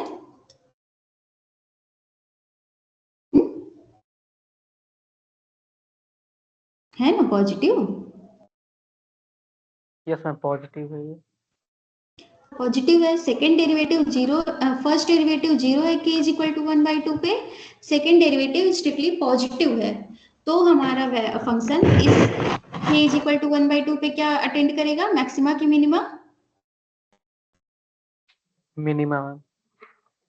मिनिमा अटेंड करेगा, मतलब k की वैल्यू हमारे आएगी 1/2, है ना। This means that k tilde is equal to 1/2, fine. तो अब जो हमारा होगा minimum norm least square solution, जो यहाँ पे प्रॉब्लम थी हमें कि मोर देन वन सोल्यूशन मिल रहे थे ना, तो हम डिसाइड नहीं कर पा रहे थे कि कौन सा ले। So what will be our best X cap, minimum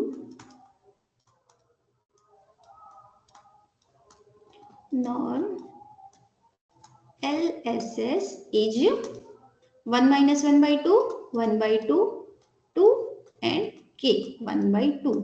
This will be our best solution for this question, best approximate, या फिर इसको precisely least square solution, minimum norm least square solution. Anyone have any doubt? 1 minute लेके revise कर लीजिए फटाफट पूरा, अगर किसी को कोई डाउट हो तो पूछिए, नहीं तो आगे बढ़ा जाए।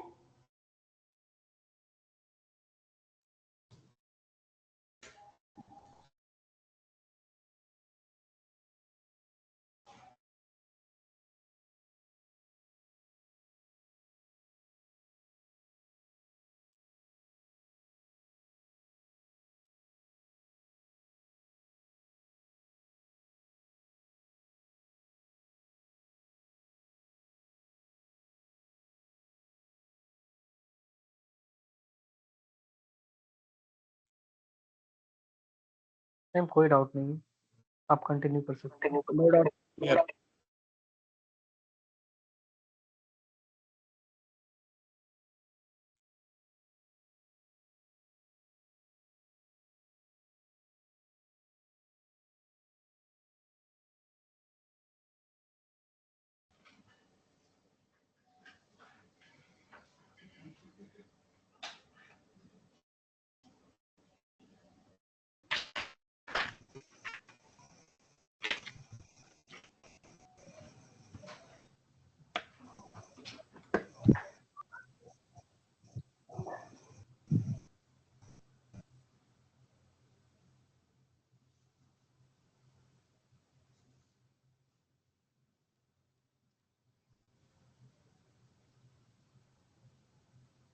अगर सेकेंड डेरिवेटिव की वैल्यू उस पॉइंट पे निगेटिव आती है तो वहां पे हमारी मैक्सिमा मिलती है फंक्शन की। First derivative second derivative test है ना मैक्सिमा मिनिमा के लिए।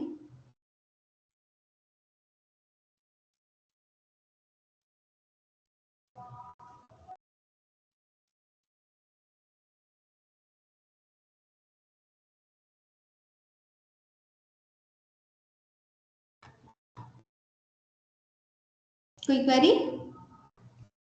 No ma'am. No ma'am. Okay, so क्या क्या हम लोगों ने आज लर्न किया? ये सारी चीजें लर्न की। अब हमें अगर लीस्ट स्क्वायर सॉल्यूशन कैलकुलेट करना है तो दो मेथड्स अभी हमारे पास और बचे हैं, क्यूआर डिकम्पोजिशन और एसवीडी। ठीक है, तो अब हम लोग अप्रोच करेंगे क्यूआर डिकम्पोजिशन के लिए। ठीक है, क्यूआर डिकम्पोजिशन से पहले कुछ बेसिक हमें चाहिए होंगी। ऑर्थो नॉर्मल ऑर्थोगोनल वेक्टर्स आप लोगों को पता है क्या होते हैं? No ma'am. यस मैम, नाम सुना सुना लग रहा है। परपेंडिकुलर वेक्टर क्या होता है?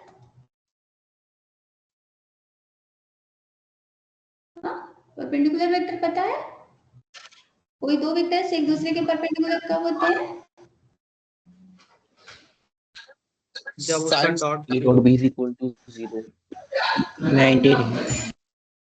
राइट, वो दोनों जब एक दूसरे से 90 डिग्री पे होते हैं, 90 डिग्री पे होते हैं तो उनका डॉट प्रोडक्ट 0 हो जाता है ना।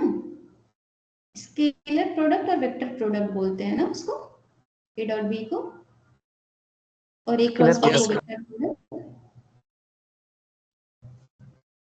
सो अब से हम लोग परपेंडिकुलर की जगह ऑर्थोगोनल यूज करेंगे। ठीक है, प्रॉपर्टीज वही हैं, but now we will call it by orthogonal.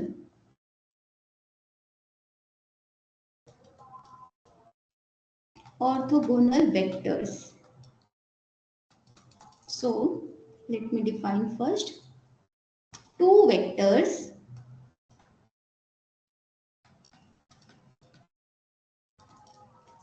v1 and v2 are said to be orthogonal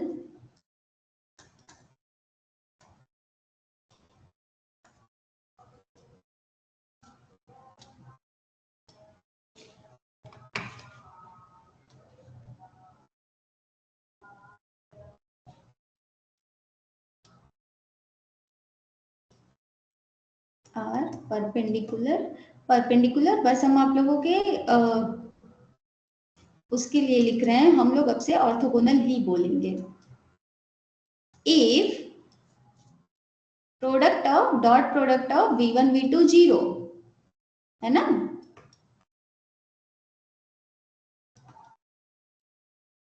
अब ये बताइए v1 और v2 हमारे वेक्टर्स हैं, इनका ये प्रोडक्ट डिफाइन कैसे होगा डॉट प्रोडक्ट?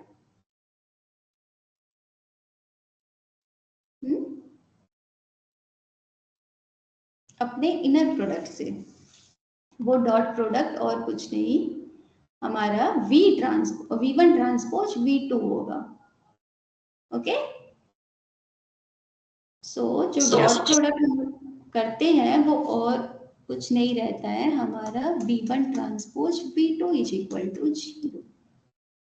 फाइन, इसको in mathematical notation we also denote this by v1 v2। v1 v2 क्या होता है, इसे रीड करते हैं inner product of v1 and v2। Inner product of v1 and v2। यही इनर प्रोडक्ट जब आप लोग फिजिक्स में पढ़ते हैं तो डॉट प्रोडक्ट बोला जाता है। कॉन्सेप्ट सेम है, बस एक सब्जेक्ट से दूसरे सब्जेक्ट्स में जाने पे नाम चेंज होता है अकॉर्डिंग टू देयर फील्ड। ठीक है, तो कोई भी दो वेक्टर्स ऑर्थोगोनल तब होंगे जब उनके बीच का एंगल 90 डिग्री हो। हर बार हमें उनका वैसे वाला थीटा वाला निकाल के कैलकुलेट करने की जरूरत नहीं है, डायरेक्ट हम चेक कर लेंगे v1 transpose v2 is equal to 0। If yes means if this holds then good, if not then the vectors are not orthogonal. In another terms, if you want to see, we can give you illustration that this v1 inner product v2 is nothing but norm of v1 norm of v2 into cos of theta, where theta is angle between v1 and v2, where theta is angle between v1 and v2। ठीक है, दो vectors हमारे orthogonal कब होंगे, जब physically क्या mean होता है ऑर्थोगोनल होने का, उनके बीच की एंगल 90 डिग्री हो। Mathematically how we will say that v1 transpose v2 is equal to 0। ठीक है, और one more notation we can utilise, inner product of v1 v2 is equal to 0। यहाँ पे नॉर्म वही 2 नॉर्म है अपना।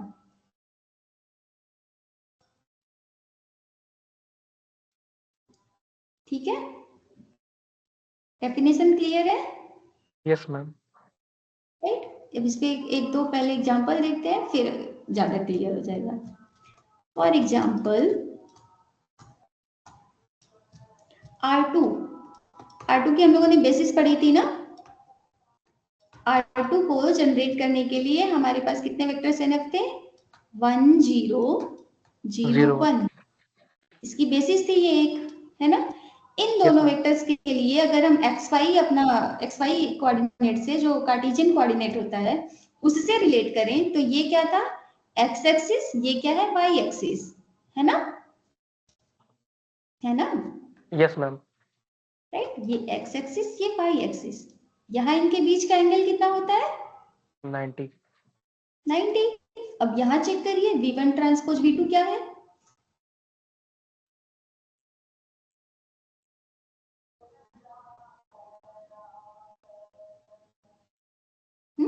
क्या है v1 ट्रांसपोज v2,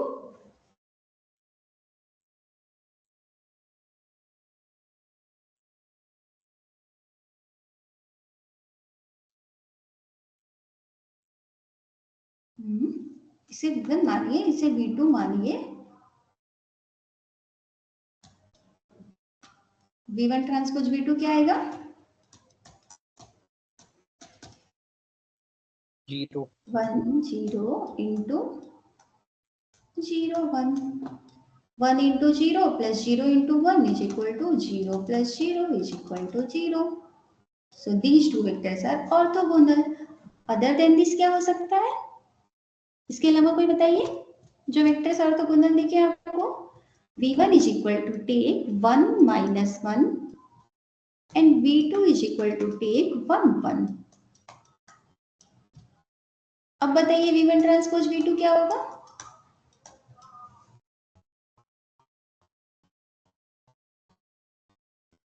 जीरो आ रहा है मैम। फिर से जीरो आ रहा है ना। और इस v1 v2 को अगर हम लोग अपने इसी कार्टेशियन कोऑर्डिनेट में देखें, क्योंकि R2 में था तो देख सकते हैं, तो v2 क्या है, line passing through origin with angle 45 है ना। और v1 क्या है, x पॉजिटिव है y निगेटिव है।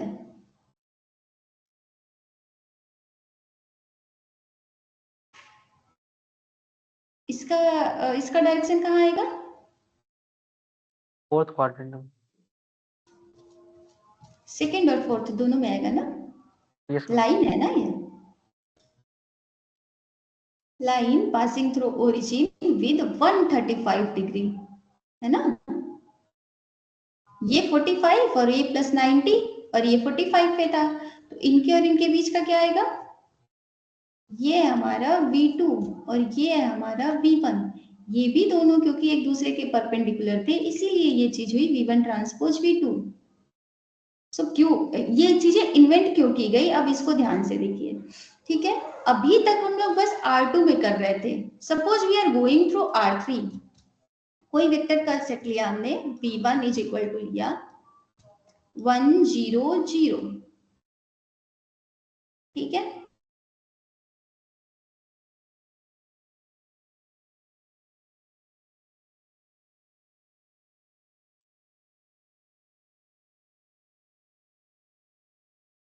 Ma'am, you are not audible to us. Hello.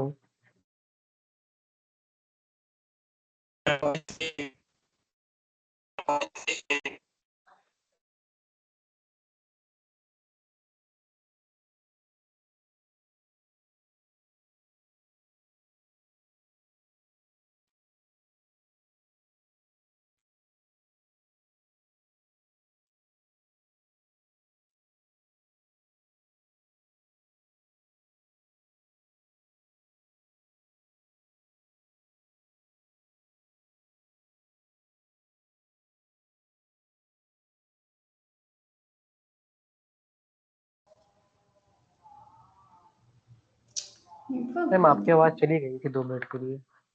हाँ वो फिर से नेटवर्क चला गया था मेरा। हाँ, इस v1 v2 को अगर हमें पता करना है कि ये परपेंडिकुलर है कि नहीं, तो कैसे पता करेंगे, ये क्या आप ये वेरीफाई कर सकते हैं ये दोनों वेक्टर्स एक दूसरे के ऑर्थोगोनल है या नहीं। यस मैम, करते हैं। करिए, v1 ट्रांसपोज v2 कोड पे वेल ऑप्टेड मैम, ये ऑर्थोगोनल है ना, क्योंकि इनका इंडिपेंडेंट प्रोडक्ट 0 है। इसके साथ साथ अगर हम v3 लें, ठीक है, 0 0 1, v1 ट्रांसपोज v3 क्या आ रहा है,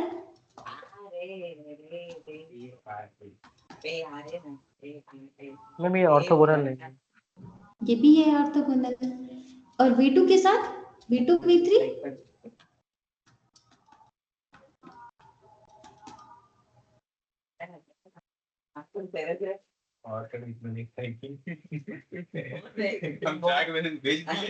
मैम, ये भी ऑर्थोगोनल है। ये भी ऑर्थोगोनल है। सेकंड का अब अगर ट्रांसपोज ये नहीं दे फिर से सकते। अपने कार्टेशियन कोऑर्डिनेट से सिद्धांत, कंपेयर प्लीज म्यूट करेंगे योरसेल्फ। तो ये हमारी क्या प्लीज चीज, म्यूट योरसेल्फ। किसके वहां से आवाज आ रही है, मैम, सिद्धांत। मत करिए भाई ऐसा। सिद्धार्थ तो म्यूट है, किसी और कहने से आ रही है।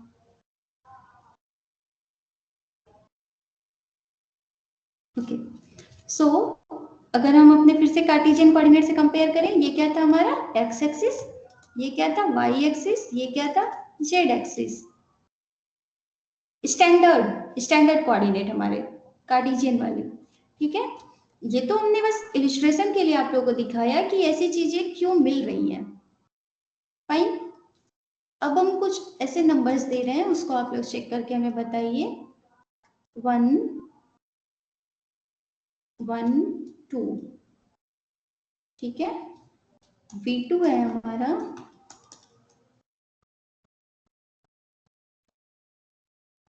-1 -1 1। इसको चेक करके बताइए तो क्या ये ऑर्थोगोनल है?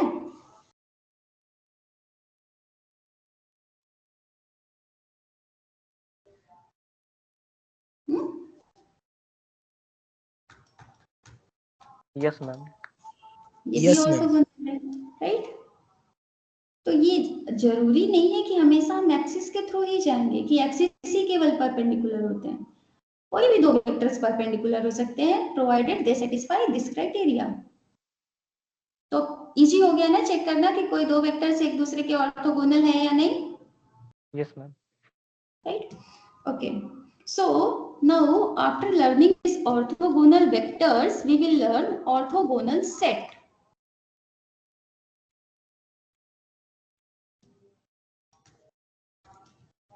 Orthogonal set is what? A set S consisting of elements v1 v2 vk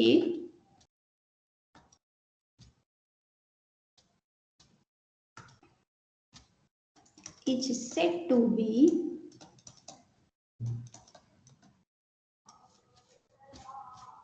an orthogonal set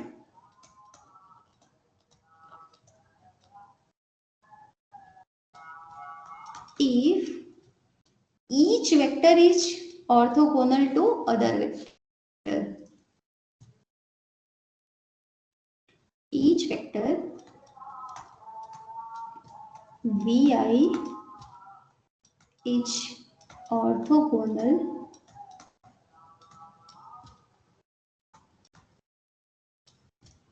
to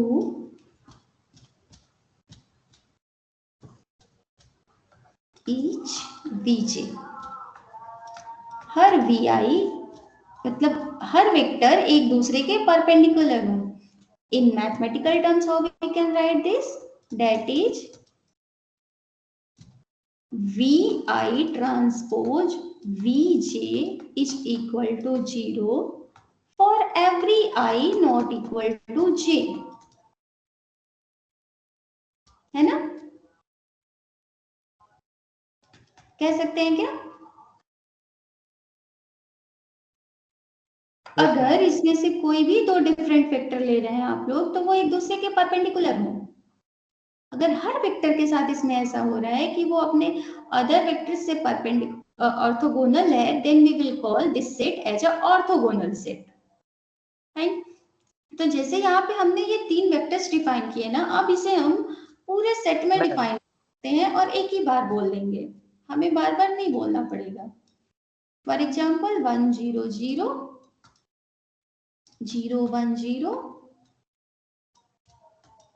0 0 1, this set is orthogonal, है ना? क्योंकि सारे वेक्टर्स एक दूसरे के परपेंडिकुलर थे ना, ऑर्थोगोनल थे। मैम कोई एक केस हो सकता है जहाँ पर आई और जे इक्वल टू? आई और जे अगर इक्वल होगा वो केवल जीरो वेक्टर के लिए हो सकता है ना, क्योंकि हम लोगों ने देखा था ना v ट्रांसपोज v, ये क्या था? v1 square plus v2 square plus vn square. तो अगर i is equal to j लेंगे, in that case v transpose v, तो वो तभी जीरो हो सकता है जब वो सारे के सारे जीरो हों।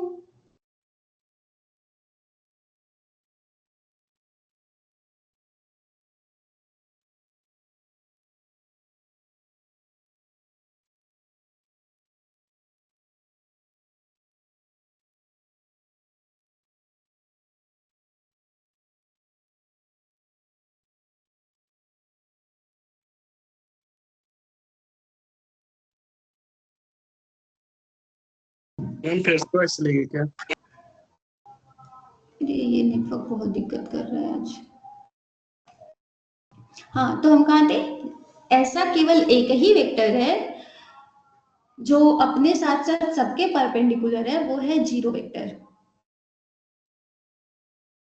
अदरवाइज कोई भी नॉन जीरो वेक्टर खुद के परपेंडिकुलर नहीं हो सकता, खुद के ऑर्थोगोनल नहीं हो सकता ना, क्योंकि ये मिलना चाहिए ना हमें, डेफिनेशन हमारी सेम रहेगी, यहां से देखिए, ठीक है। Yes ma'am. राइट, अब इस पे कुछ एग्जांपल्स पहले हम लोग देखते हैं। हम सेट्स लिख रहे हैं, आप लोग हमें चेक करके बताइएगा कि वो ऑर्थोगोनल है या नहीं। S1 is equal to 1 2 -2 1 and 1 1।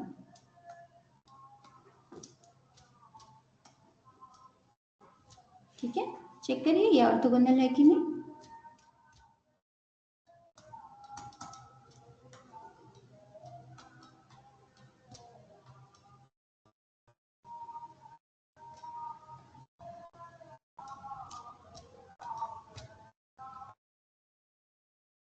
S1 नहीं है मैम, S1 ऑर्थोगोनल सेट नहीं।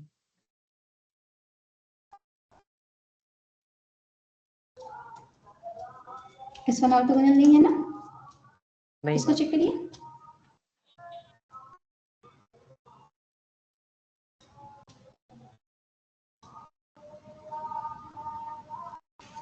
है मैम।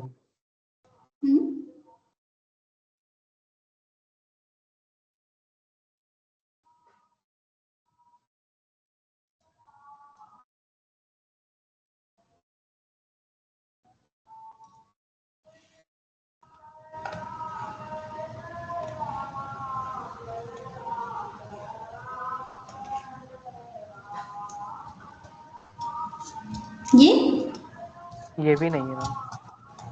पक्का चेक करिए अब फिर हो से। जाए, अब हो जाएगा। ये है ना ऑर्थोगोनल।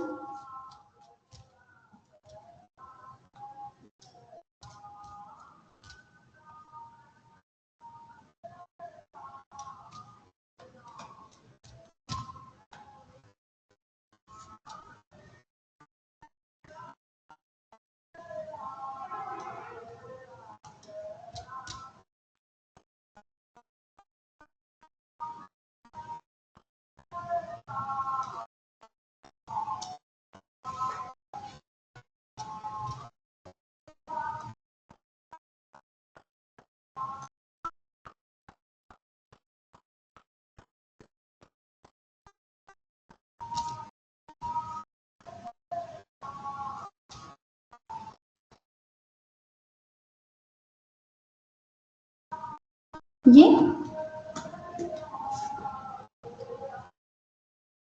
चेक कर रहे हैं इसको।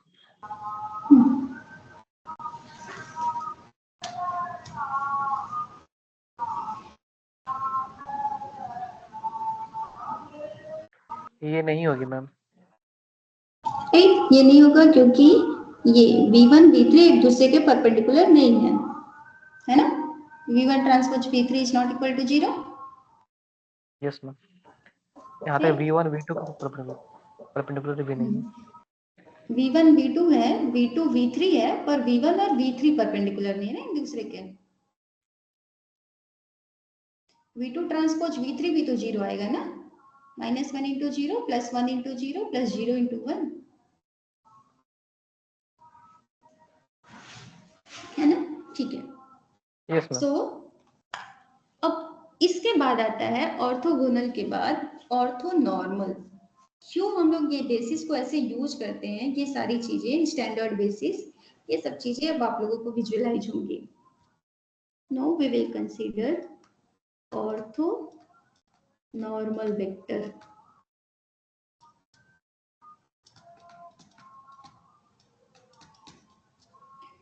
Two vectors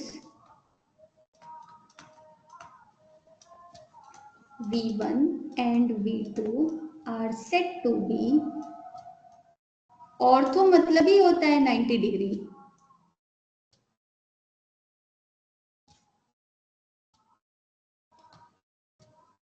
ortho normal vector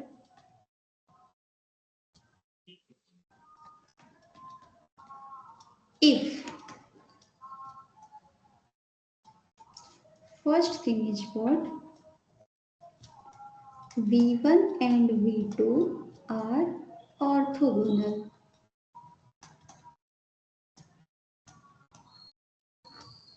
That is orthogonal है तो क्या होगा?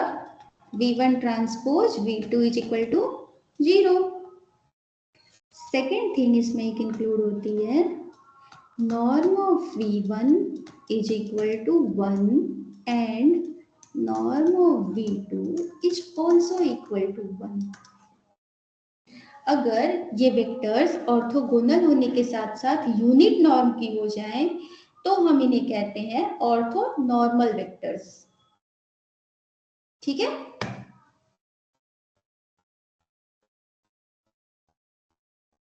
Yes.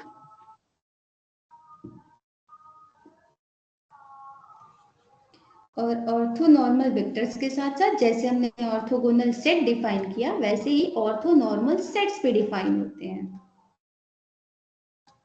बस इसी डेफिनेशन के साथ हम ओवर करेंगे. उसके बाद क्योंकि कल हम लोग क्यूआर डिकम्पोजिशन पढ़ेंगे उसमें ये सब यूटिलाइज करेंगे.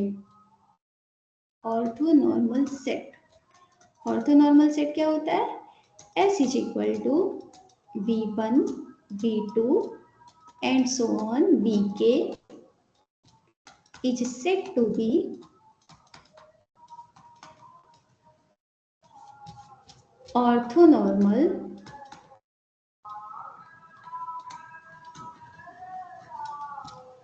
if Vi, Vj are orthonormal to each other. Orthonormal to each other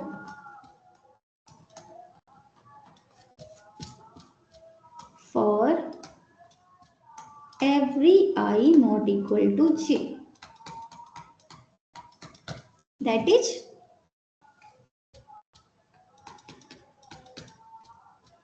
Vi transpose Vj is equal to, जब I not equal to j है तब क्या होगा?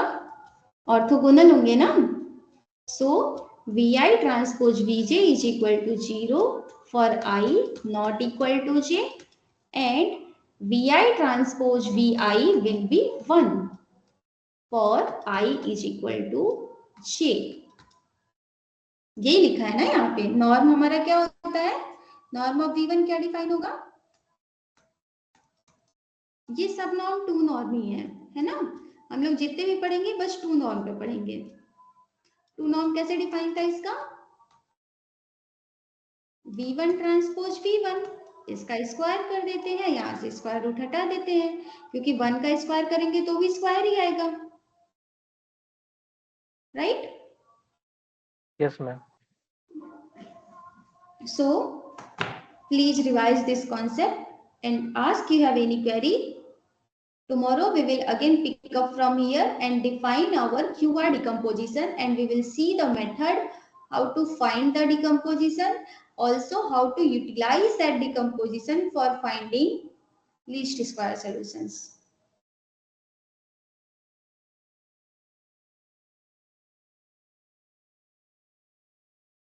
Any query? No, ma'am. Okay.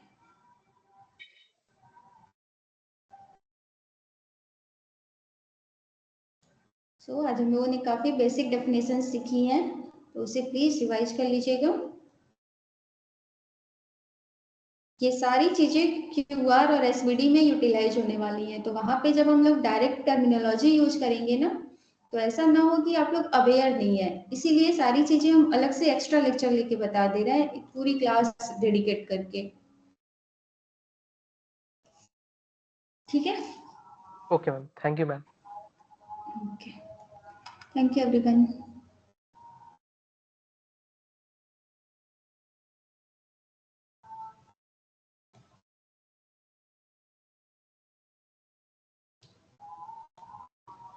कौन सी स्लाइड दिखानी है? Ma'am, kindly show all the previous slides, ma'am. ऊपर वाली one.